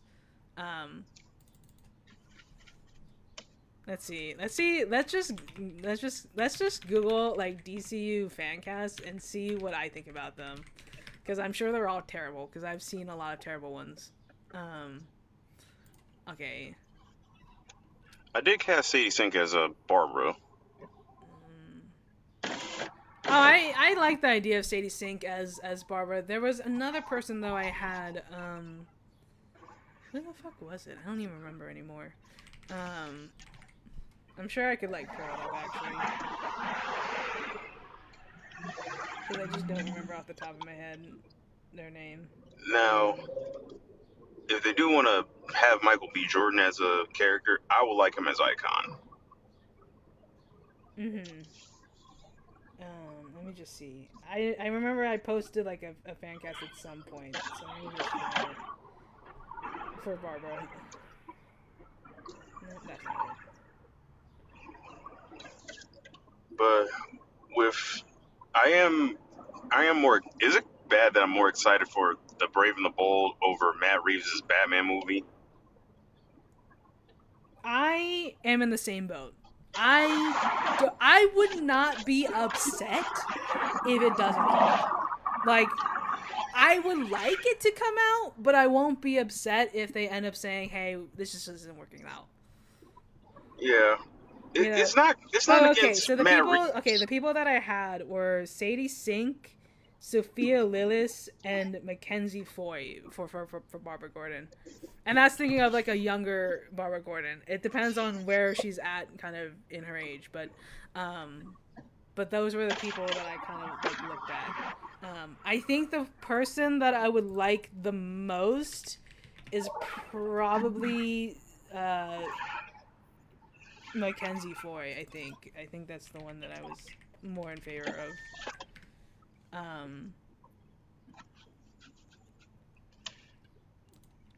Yeah, but if they're casting unknown actors, that also would be good too. Yeah, I think that in general, when it comes to the younger people, they should be basically unknown. But I think they should at least have a theater background or something where they have acted before. I don't want someone coming in with a clean slate, only if they're like an insignificant character. And I think that even then, you would probably want Power Star behind those characters, because if you're gonna do a movie with them, like, you're gonna want people who people actually know the actor for those characters. So I don't know. Now, I know this is probably never going to happen, but I would low-key cast Ray Fisher as either Jace Fox or Luke Fox. I don't know if he's gonna come back. He sounds like he does not want to at all. I mean, yeah. And after I think what? Ben Affleck is kind of in that same category, where it's like, I think that they would work better with James Gunn, knowing the type of people that they like to work with. But I feel like they're just burnt out. And I think Henry is in that same category, where Henry Cavill probably would have preferred working with James Gunn based on like the mindsets they had. They have pretty similar mindsets. Like when it comes to like nerdy things, like they are pretty much like 1-to-1 on that mindset, at least based on interviews. So I feel like in general, a lot of the cast would have actually preferred working with James Gunn, but I think just in general, they're not going to, because it just is a headache to deal with. Because it's even like, even if they do get cast in the DCU, there's going to be specific fans that are going to be like, oh, well, they got that from Zack Snyder. So they're just shilling for James Gunn at this point. Like, they're just going to say something like that. And so it's not even going to be fun for the actors who do want to join the DCU. Yeah, and keep this in mind. I liked mainly 2 out of 3 of the Zack Snyder movies, Man of Steel and the Justice League. But we gotta let this Justice League, right? Yeah, and we ain't talking about that Whedon cut bullshit. I mean, the films that stood up the most, I feel, are the ones that are like the most successful, which would be Wonder Woman and Aquaman. Like, I do think that those still like hold together, because here's the thing. Like, I have no intention of ever rewatching any of like the early like Zack Snyder stuff, because like I've already seen them, did their thing, never have to watch them again. Yeah, I feel even though I have the DVD, of I don't. Zack Snyder's I show. think. I mean, I think my parents have the DVDs, but I never cared about them. Um. I will say this: I would rather watch any of Zack Snyder's Justice League movies, or I mean DC movies, over The Flash, because that Okay. film, Well. I hate that film with a burning passion. I do wish I that will. we had gotten Batgirl instead of the Flash, but I understand why they made it a priority to release the Flash instead. But I also think in general, it was mainly due to the fact that they It blew up didn't in their love face, the though. fact that the Flash was getting a lot of traction and a lot of love, and I think they released it to kind of sabotage the Flash, because we know that Dan Didio hates anyone that is not Batman, and so if any character has the chance of being better than Batman, he shuts it down. Yeah, but you gotta admit, there were several red flags with that movie, and I kind of, a part of me in the back of my mind thought Well, I that mean, it's the fact that it they're wasn't going gonna through like do 20 well. different directors, and like, Yep, I think the it main kept getting problem of that delayed. film was actually Ezra. And it's been said that it's Ezra because Ezra's the one who wanted it to be like the Flashpoint movie, and the other directors didn't want to do it. Like, they didn't want to do a Flashpoint story because they wanted to do like an actual Flash movie. And it's been said that the reason why a lot of these directors and writers left is because they weren't getting anywhere creatively. It's kind of the same reason why Ben Affleck ended up leaving the Batman project, because Ben Affleck was trying to basically God, do what Matt Reeves was doing, and they wouldn't let him. So, like, it's again like one of those things where it's like I think that in general they approached everything all wrong when it came to like the Snyderverse. First of all, it should never have been something where there's like 10 different people in charge of different films doing different things, never consulting about who did what did where did and everything, cuz like continuity wise there was no continuity except for maybe like the Snyder films. And even when there was continuity, it still didn't really make sense, because you had like Wonder Woman 2017 that took place in, for some reason, World War One, and then you had a giant gap in between World War One and when Wonder Woman is supposed to become active again. And that's basically like, I think she becomes like active essentially what would be the equivalent of like 2010, like not even like 100 years essentially of like not even being active, which is such a weird idea because like it doesn't even make sense as to why that even would be a thing. Like, and then you have the idea of course, Wonder Woman 1984, which says that she does become active again, but in yeah, a very weird way. and she flies. Yeah. So essentially, like, they toss continuity out the window. Like, there is no continuity in the DCU. Like, and I think that's the thing that made it They confusing just gave up. for like the audience, is that like, cause not even not even the original S Squad was in continuity with the Snyder films. So it's like you had all these films that were supposed to be in the same universe, but they were telling like 2-3 different things in their movies. Yeah, don't Like, forget, yeah, Walter Hamada's plan for DC was.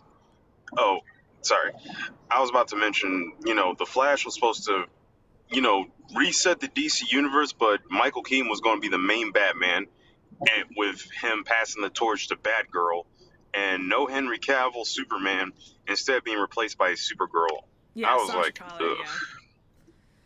And here's the thing, and I know what Snyder fans are gonna say, but I think you do have to admit that Snyder's original plans were never gonna work. Even before there was interference Yeah, with I like mean, the WB there were some. executives, if you look at the plan of what he was trying to do, it would not work. Like, it just wouldn't. Yeah, Like, there were even some if you look at concepts I the did map, the original like map how. before like there were like changes Uh, and everything.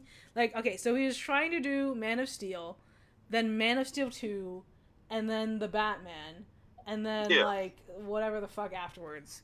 And the thing is, the way that he was releasing those movies, I don't think it would have worked, even in a timeline sense, because You would have people be essentially way too old at a point, and you would still be telling like a year one story or whatever. And I think that in The general, craziest part, the one thing I did like about his original plan was, uh, it was the basically the main big bad was going to be Reverse Flash, fucking up the oh yeah, timeline. and yeah. Also, I think the also other issue that I had Yeah, was it was that supposed to end with because Reverse they Flash dropped fucking up the timeline. because they dropped the slate of the movies that were the projects that they were trying to do, it interfered with the Arrowverse because they had thought that they were going to use specific characters in the DCEU. So they wrote those characters out because they had the whole like no two characters can be like on the same screen or whatever at the same time. So they essentially planned so that those characters Yep. wouldn't be in Arrowverse anymore, and then they never used those characters. Like you had the Atom that had to walk out of Legends of Tomorrow because they were trying to do an Atom project or something, and then they never did it. And then with Blue Beetle, it was the same thing. They were trying to use Blue Beetle in Legends of Tomorrow, and then they were cut off because they were told there's going to be a Blue Beetle project, and that didn't even release until like now, pretty much. What's crazy is they weren't even using the same Blue Beetles or Atoms. Like Zach was using Ryan, Mm-hmm. and Warner Brothers was using Jaime. Mm-hmm. Like you could still like two different mantles. Still pissed off at how they did Diggle though. Sorry. Sorry. Never mind. Sorry. You're good, man. It's okay.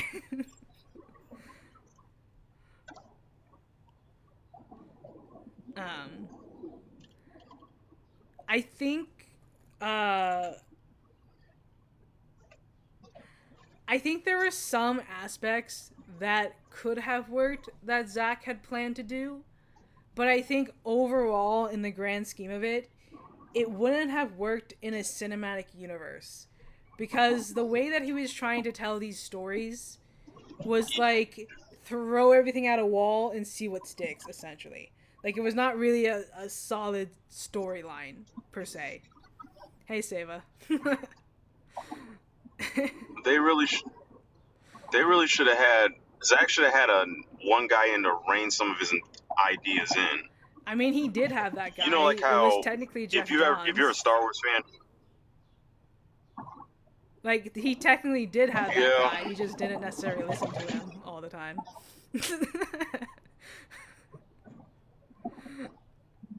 Like, but I mean, you I will see the say way that he this. talked about in that Zach- one like panel that he did, how he was talking about, oh, like, you know, Jeff's a snake, you know, he did all these things and so on and so forth.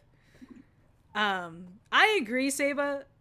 I agree that they shouldn't have forced him to rush it, especially when he was dealing with his daughter, obviously. I think that the way they really should have given him time to breathe. And I think, unfortunately, they were just trying to get him out, and it just lined up to be the perfect time to do so. And that is unfortunate. I will say that. Because here's the thing. Here's where I stand. Okay, I'm not a Snyder fan, but I'm not a Snyder fan. I was perfectly okay with seeing Snyder's vision like unfold. But then when it was established that it wouldn't be, I was okay with moving on. Like, I was excited when they showed Henry at the end of Black Adam. And then when it was said that they weren't going to go forward with it, I just kind of made peace with it. And I think that's the thing. When you look at where they were at the point when they were trying to bring Henry back, you have to kind of look at the people that they had already lost. They already lost Ben Affleck, pretty much. They already lost Ray Fisher. They pretty much had Jason like kind of on his way out as well. So it's like you go down the list of the people that they were like essentially not really liking the Snyderverse. You essentially end up with only a couple people left, and you have a lot of people that would have needed to be recast to do those storylines. Um, I also think looking at the Snyder cut, it did not need to be as long as it did, and I know you're gonna say like, oh well, they should have had like Green Lantern and everything. And I think it's one of those things where even Green Lantern would not have saved that Snyder cut because there was just a lot going on, and even the things that were introduced in that story still didn't really make sense in the long run because they made Martian Manhunter essentially witness the attack on Metropolis and then do nothing about it. Which is that was my main issue. Which is a very out of character thing for Jon Jones. If he had always intended for that to be Martian Manhunter, they needed to introduce Martian Manhunter in the Man of Steel film. Or at least show a consequence of him not doing so. Or what they could have done is essentially do a swap where the general dies and instead of him dying, he suddenly comes back and people don't know that that's not even the general anymore.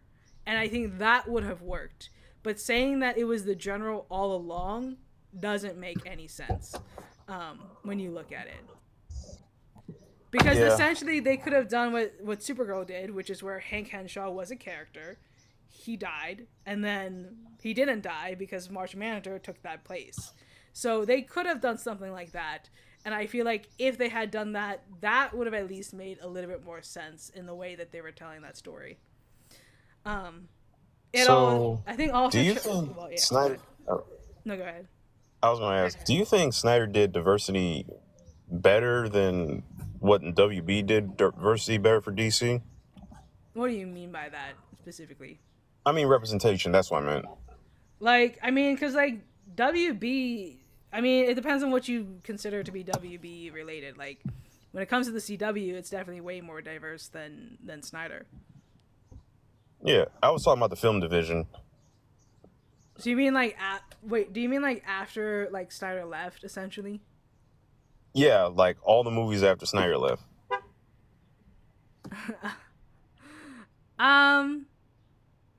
Well, I guess you kind of have to figure out when Snyder left. So I guess that would be at the point of Justice League. True. I mean, I don't think it was not diverse. I just think that in general, the whole thing was falling apart. Because, I mean, you still had, like, Harley Quinn and the Birds of Prey. That happened. And that was a very diverse film in all of the wrong ways possible. But... yeah, I don't like what they did to Black Canary. I'm sorry. Don't get me started with the Birds of Prey. Because I hate that movie. Because it has nothing to do with the Birds of Prey. Because where the fuck is Barbara Gordon? Trust me. You're not alone. I despise. Well, I mean, I don't hate it as much as the Flash, but they also made Renee Montoya like 50 years old when Renee is like 20.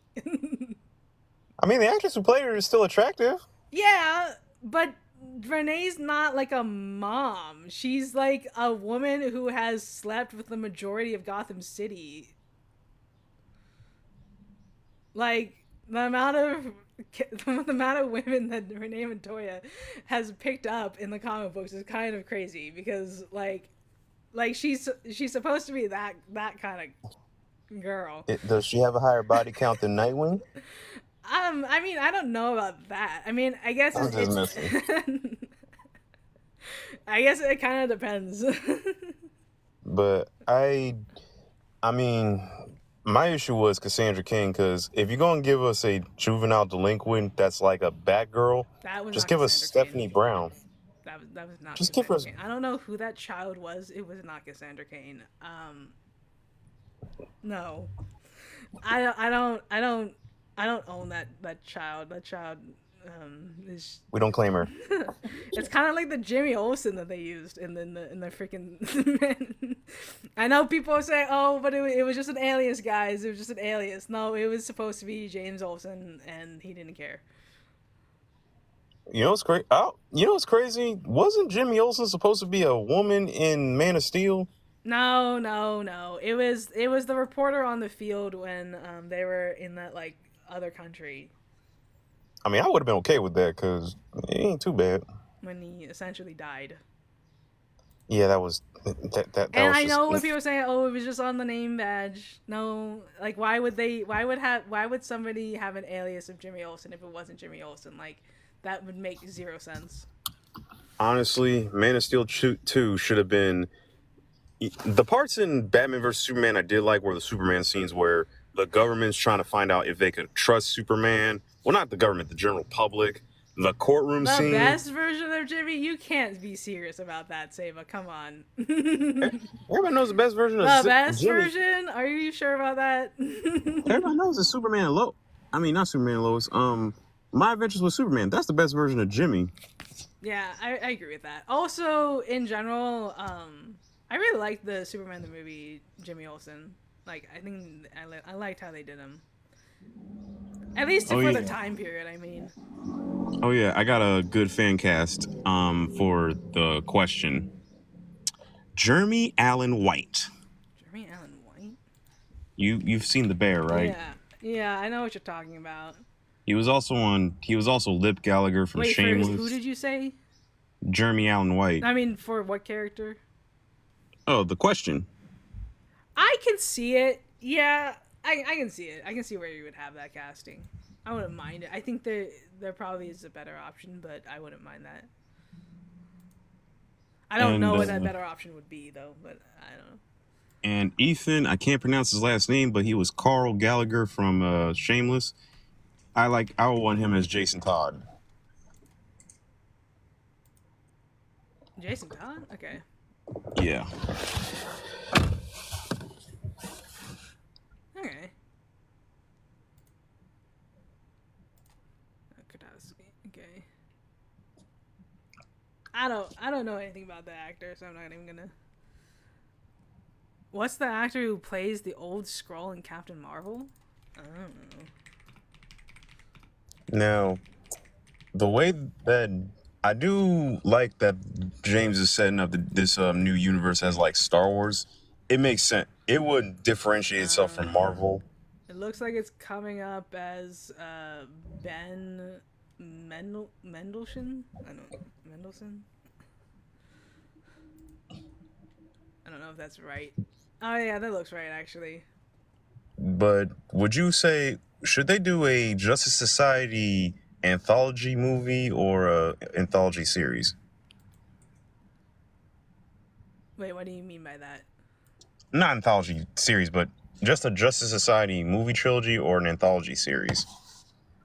I'm gonna say this plainly. I don't think any of the movies they should do should be a superhero trilogy, because I need those superhero trilogies to die in a hole, because they are the bane of my existence. There are some movies that can happen to have 3 movies in them that should not necessarily be a trilogy. The superhero trilogy does not work. Number 1, because the 3rd movie isn't even going to be the last movie that we see. And number 2, like, I think in general, each movie should be a separate story, not something that is like a continuous story like throughout like all of time. What essentially it should be is like the first movie should be like a storyline, the second movie should be another storyline, and the third movie should be another storyline. It should not be where all 3 of those movies are trying to be like one big circle and tell like a whole thing. That, to me, never worked. It never worked. Because, number 1, you have the formula of where, with the MCU, they are so predictable because all of the trilogies are the exact same storyline with different flavors. Yeah, honestly, the best trilogy in the MCU will always be the Captain America trilogy. And I'm going to also say it, the Nolan trilogy is not that good. The Batman Begins is a phenomenal movie. The Dark Knight is a good movie, bad Batman movie. And The Dark Knight Rises is shit altogether. It's kind of forgettable. First of all, they whitewashed Talia and Ra's al Ghul. But also, it's the fact that you had that one scene where Talia dies and she just like flops like a fish. And it's like the most awkward scene to watch because this actress cannot act and she's supposed to be dead. And it just takes you out of the movie because it's like, what did she just do? Don't forget. Like, it is actually really bad. Have you ever had a movie where like you're enjoying it and then there's just like one scene that's like 2 seconds long and it just ruins the entire movie for you? Because for me it is that scene for The Dark Knight Rises. Don't forget what they did. I mean, the one thing I will give them credit for, they did capture Bane's tactics as a tactician. Also, I will say on that note, the Killing Joke, because there is that one scene that ruined the entire movie. We don't talk about that. We don't talk about that. I always, if I rewatch the Killing Joke, I always start it when the Killing Joke story actually happens, not that first half. I just pretend that doesn't even exist. I just pretend that first half of the movie is just like a big ad, and I'm just skipping to like where it actually begins. I had to take 4 showers and drink 10 beers just to forget that scene. That's how bad that scene was. It's the same way I feel. Whoa. I have a lot of mixed opinions when it comes to the Flash movie because there are a couple of scenes that I did like, and then there were a lot of scenes that were just not it. A lot of scenes that were just not it. Like, why did we have to see Ezra Miller naked? That was like the most like, why are we doing this moment? Like, what is even happening right now? Like, we didn't even have that in the Flash TV show. Why did we need it in the movie? Why did we need it in IMAX? Yeah, that's why I'm glad that movie bombed. Aside from them using dead actors. Yeah, that is the fact that that scene is clearly AI. Like, yeah. Not even disputable AI. Like, because of the lack of bat ears. That and the fact that they used a random dude who isn't even Jay Garrick as Jay Garrick. And it's not even Hunter Zolomon either because the actor who played Hunter Zolomon wasn't even in that project. So it's really just a random dude wearing a random hat who isn't even Jay Garrick. They could have had Grant Gustin, Melissa Benoist. They could have shown. It's the way that there were multiple cameos that were confirmed to be like kind of planned or rumored, and they shot every single one of them down instead and did that. Yeah. My other issue with the Flash movie is it's the fact that it's not a movie that's made from love or passion from a director. It's a movie that was poorly put together, corporate schlock, trying to be the MCU. Yeah. They were trying to do catch up, and they really shouldn't have. They should definitely never have forced Batman vs. Superman when it released, because, I mean, that's the whole reason why we never got a Batman solo film when it comes to Ben Affleck, because it ruined everything. They could have given us a Ben Affleck solo movie with him, instead of, doing the whole origin thing, have him get a Robin. That would separate him. I mean, wasn't... I don't think that was even the plan, though. Because, I mean, the plan was to do essentially what Matt Reeves was trying to do, which was do a sort of a grounded Batman storytelling.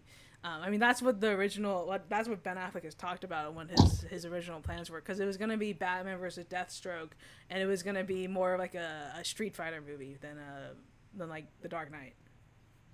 Honestly, it was actually going to be more detective focused as well, kind of like how Matt Reeves did it. Gotcha. I do hope this new Batman movie does the Court of Owls, because I am not trying to see realistic Court of Owls, because no. I like the Batman Part 1, but what I will say is I do not like how they did the Riddler. Yeah, he felt more like Anarchy than the Riddler. And that's the thing. I think it should have been Anarchy.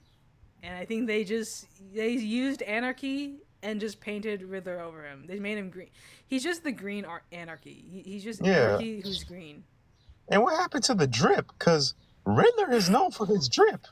Not even a tux, man. Not even a suit. Not even a shirt, really.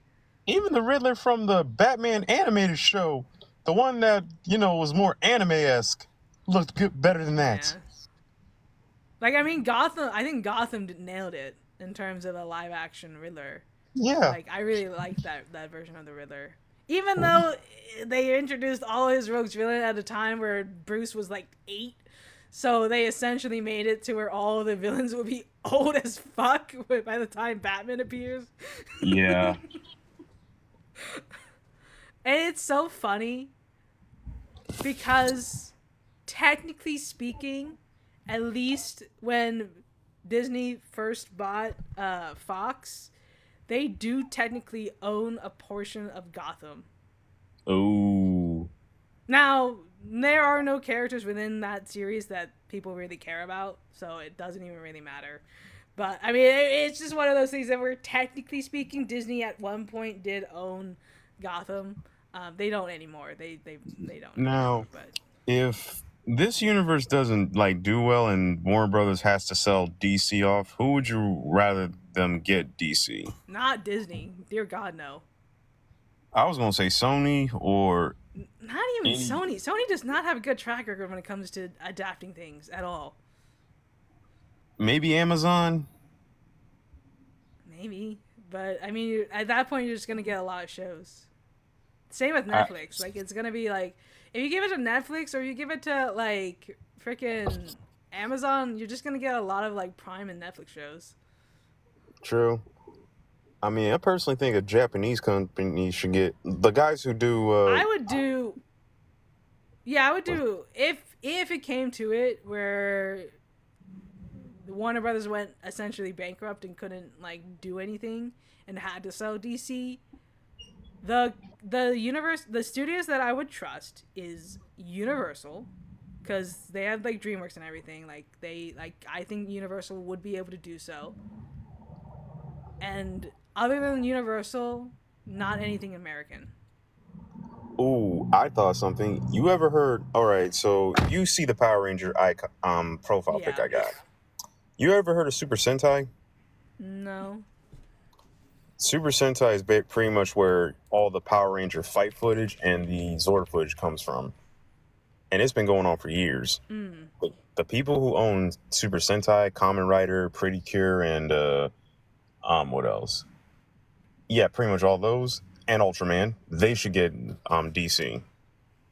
Yeah. I mean, I just think in general, David Zaslav just needs to step down because Warner Brothers has a lot of great IP and he is fucking them over. Yeah.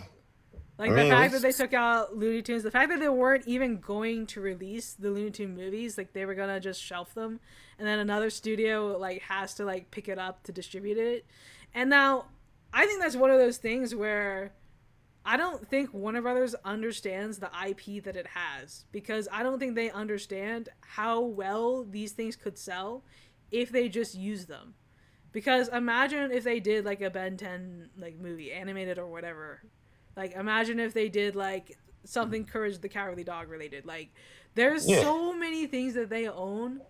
If I went through the entire list, at this point, okay, some of these things they don't own anymore because it's more so of a licensing thing. But they own so many things that they've just never used ever again. And it's been a long time since we've ever seen them happen. Yep. Don't forget, the only DC animated show that's currently on right now is Teen Titans Go. Well, Harley Quinn, technically speaking. Man, fuck Harley Quinn. I mean, you do have to acknowledge that it's still going on. Okay, it didn't get canceled. I am sick of fucking Harley Quinn. I am sick of motherfucking Harley Quinn. I would say Harley Quinn did Harley Quinn kind of did better than a lot of the other DC stuff. They could have given us a fucking Zatanna movie. I mean, they gave us Harley Quinn gave us more Wonder Woman content, so I'm not going to complain. They could have given us fucking Zatanna. They could have given us fucking Vixen. Vixen especially, but they choose Kite Man, to I keep never giving really us saw this Kite Man, to be overrated honest. ass I just Batman was villain not interested that in was. watching Kite Man. I don't care about Kite Man. Like, they I'm have Captain Planet. Like, we could have a Captain Planet movie. Like, what happened to Captain Planet, man? Oh, I have an idea for how they can do Ben 10. Have it be, for one, the problem with a lot of the old Ben 10 shows, excluding the reboot because I haven't seen that one, is that they kept trying to regress Ben's character back to how he was when he was 10 years Yeah, old, despite being 16. Mm-hmm. But there are some aspects of Omniverse I did like, such as the Nematrix, which is the predator species of all the Omnitrix aliens. And yes, it also includes Way Big, the Yeah, I know. apparently, yeah, it's a virus.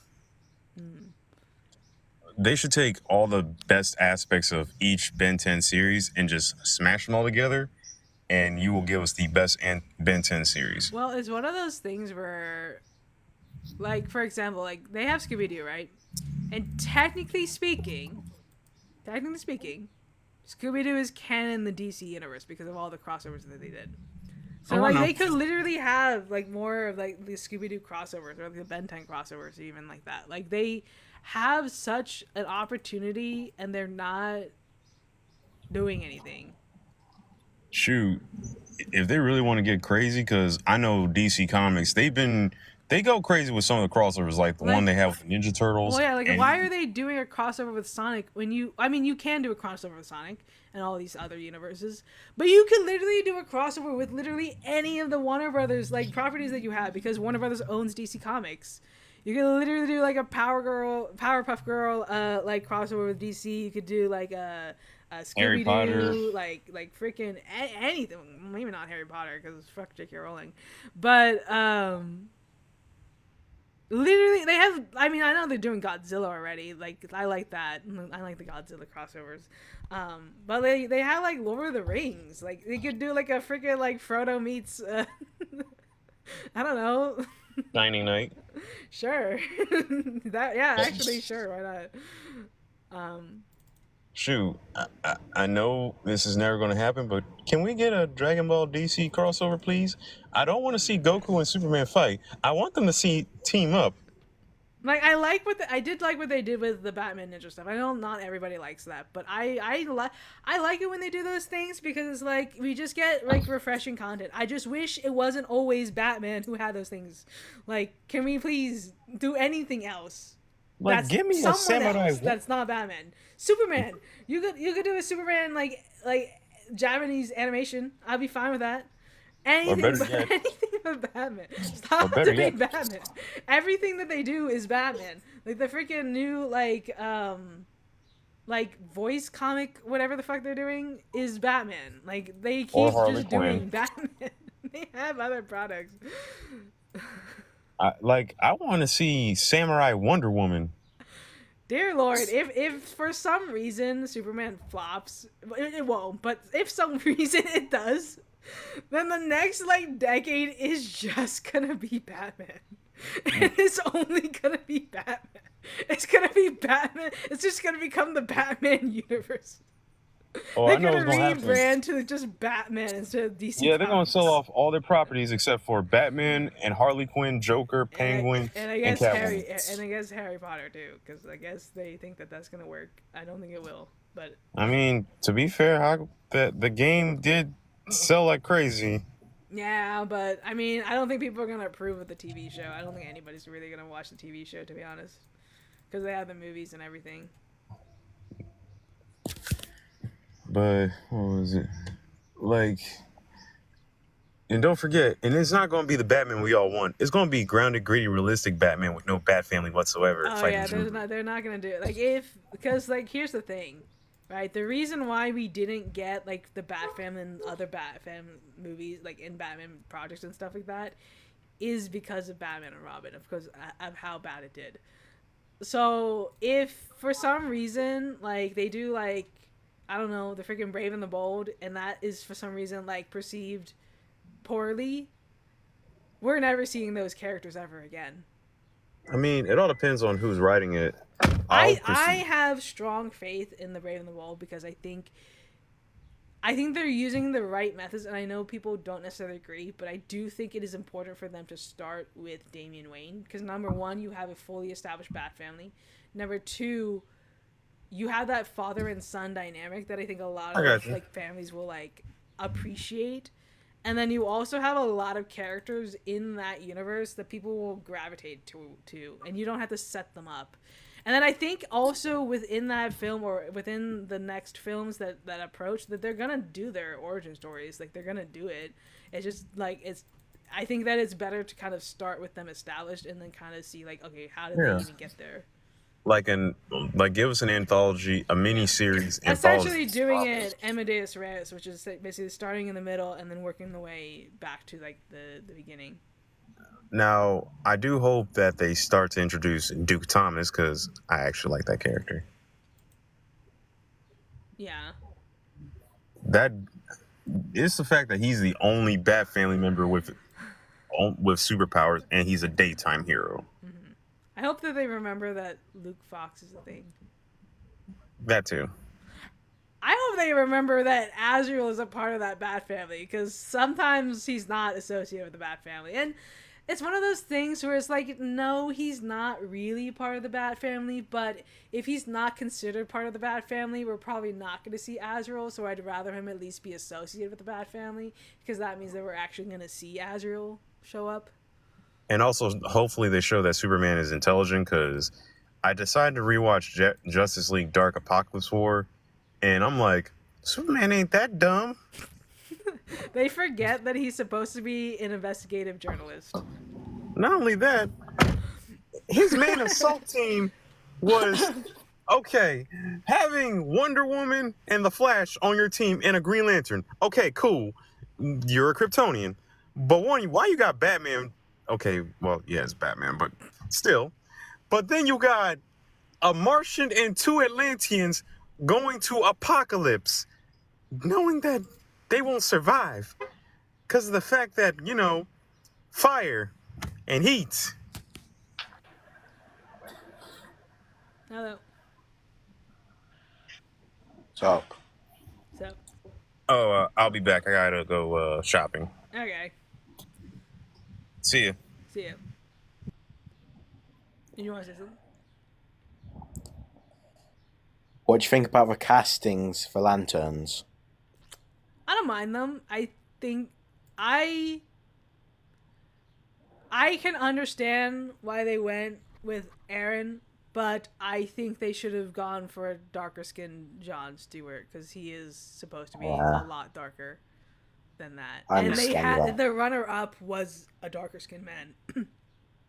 Now, what I will say to that though, I do appreciate that they are casting BIPOC actors around his family, and they're not making it like a biracial like household where it's like, the white mom and the dark-skinned father or vice versa, because like they could have done that and that would have been even worse than doing what they are doing. So I appreciate that they recognize that this is a lighter-skinned guy, so we're gonna make sure that the rest of his family is like dark as hell.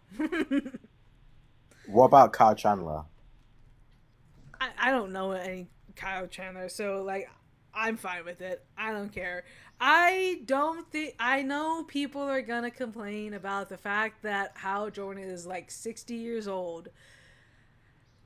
But, like, Hal Jordan is, like, the most boring of the Green Lanterns. Like, I'm sorry, he is. He just is.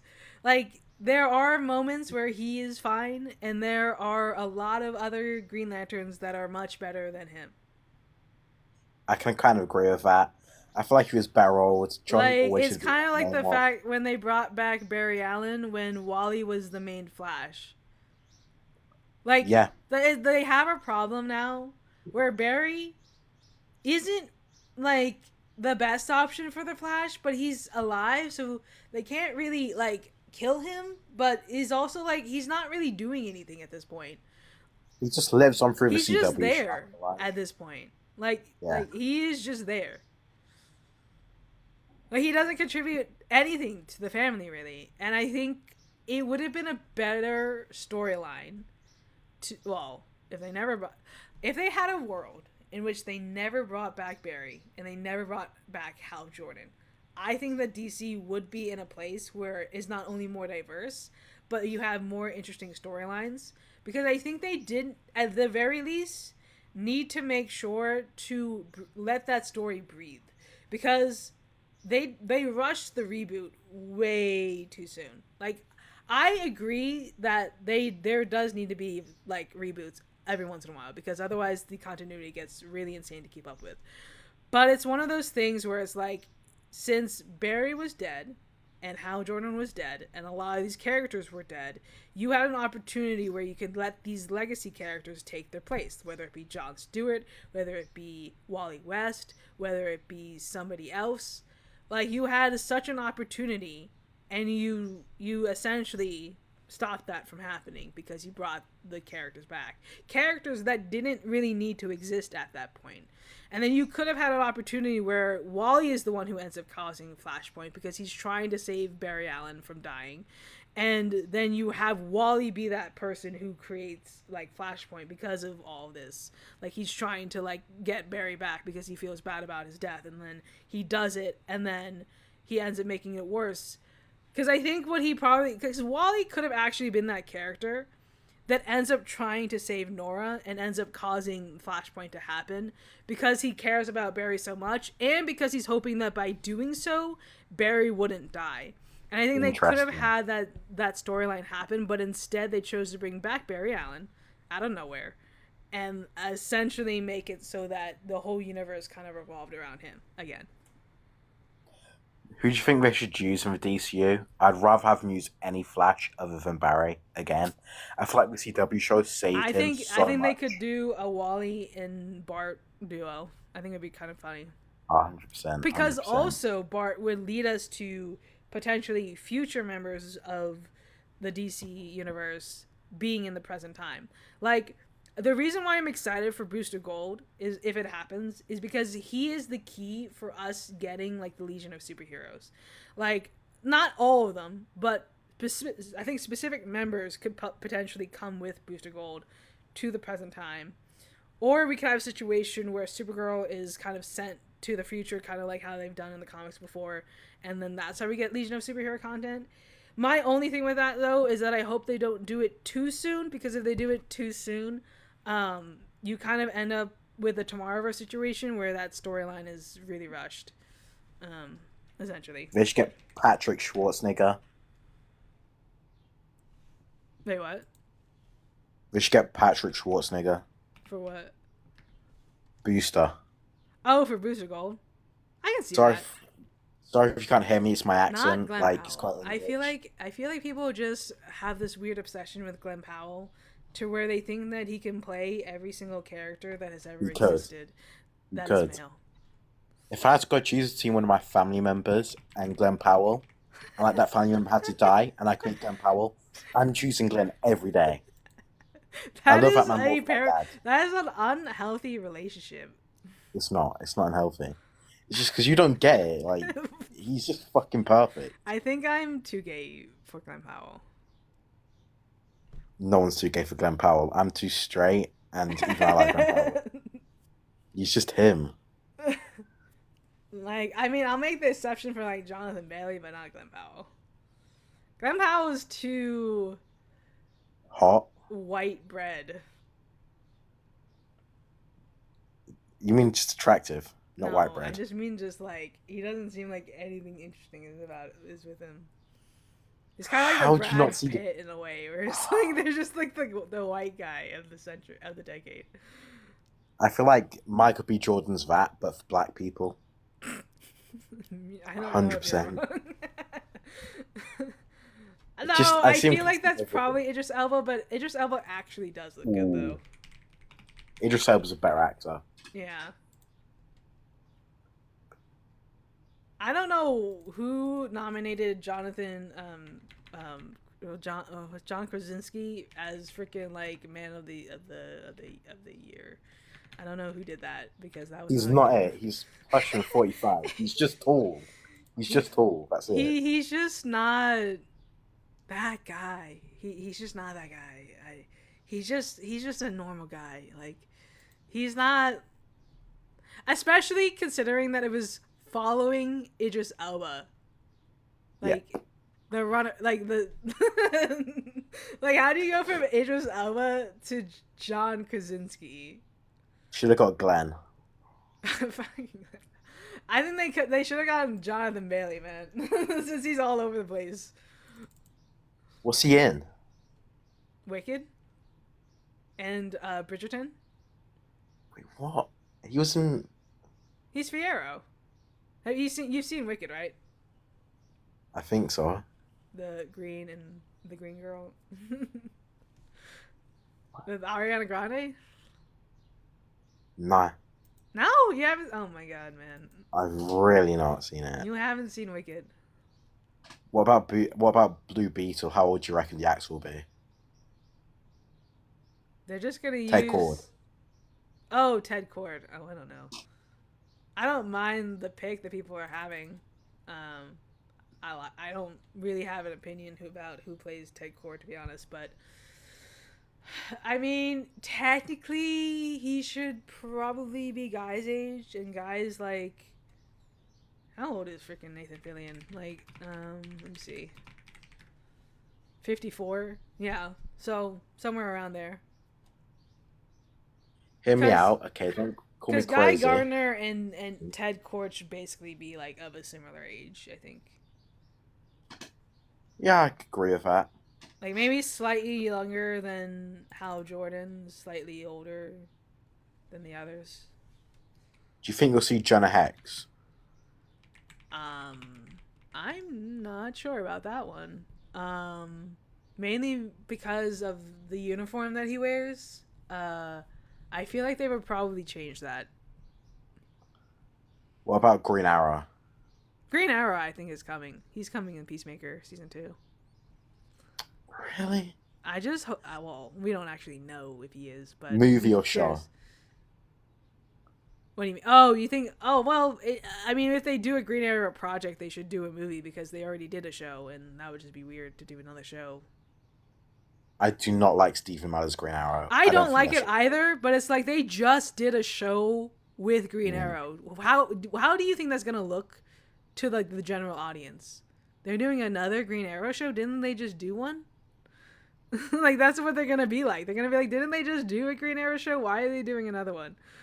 Now, I would say, if they did want to do a show and have it be Green Arrow, they should do it animated, because that way it is a different thing from the Arrow. I like that idea a lot. Because then I feel like they wouldn't mind doing it, right? Because it's like one of those things where it's like they can't do another live action show because they just had a live action show and it's not long enough to where it would warrant having it again. And I feel like in general it would do better as either a movie or an animated project. And I think you could do an animated project because then you could do like characters like onomatopoeia, I think, better in animated form than you could in live action. Not saying that you can't do it, but I think visually wise and like story wise, it would be better if it's animated when they do those like powers and stuff. Hear me out, Austin Butler. No. Yes. No, dude. No, you can't just have Austin Butler play every guy who's blonde. Nah, but the thing is, he actually kind of fits Oliver Queen. Like, he actually fits him properly. I mean, sure. Like Justin Hartley. Level, kind of. I mean, I just feel like you're just picking a blonde guy. Nah. I never cast based on look. Never. You sure? It's the worst thing I've ever seen. Like, Michael B. Jordan should not be playing Static Shock at 40. What? Oh my god.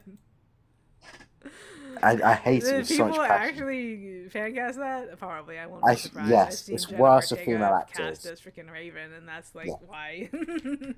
It's worse or for like female freaking actors. Dua Lipa as freaking Zatanna. Yeah. No, thank you. I've seen that so much. I'm fed up with it. Like, who's that one actress, you know, when in No Time to Die, gets fan cast in everything.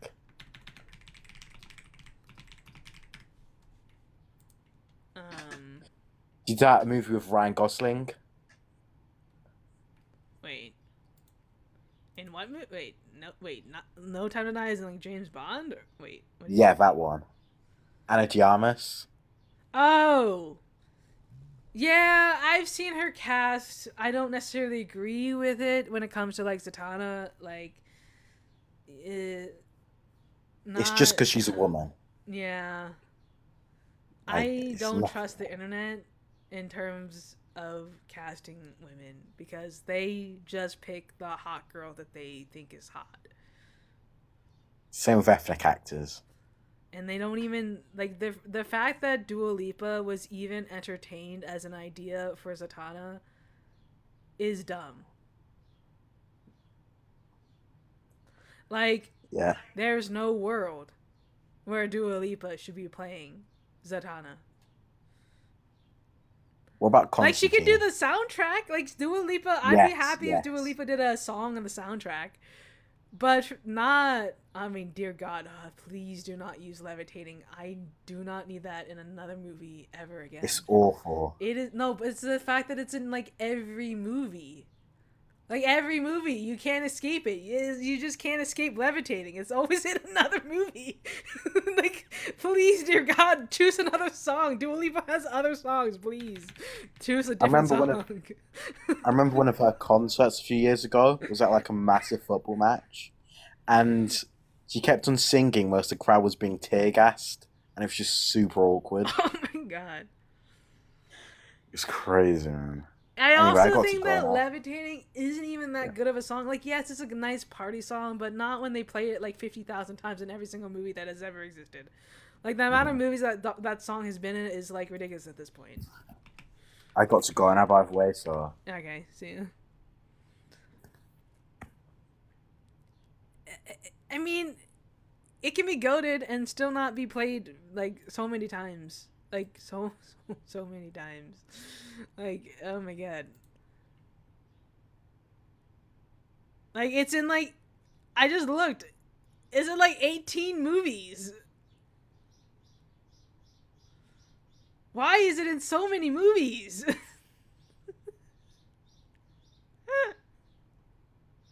Like, what?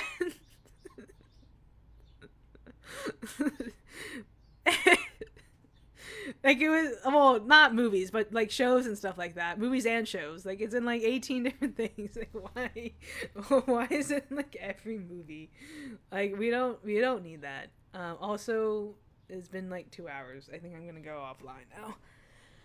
But this was fun. That was interesting. Oh God. All right. We'll be back at this again at some point. This was actually kind of fun. Let's see you guys.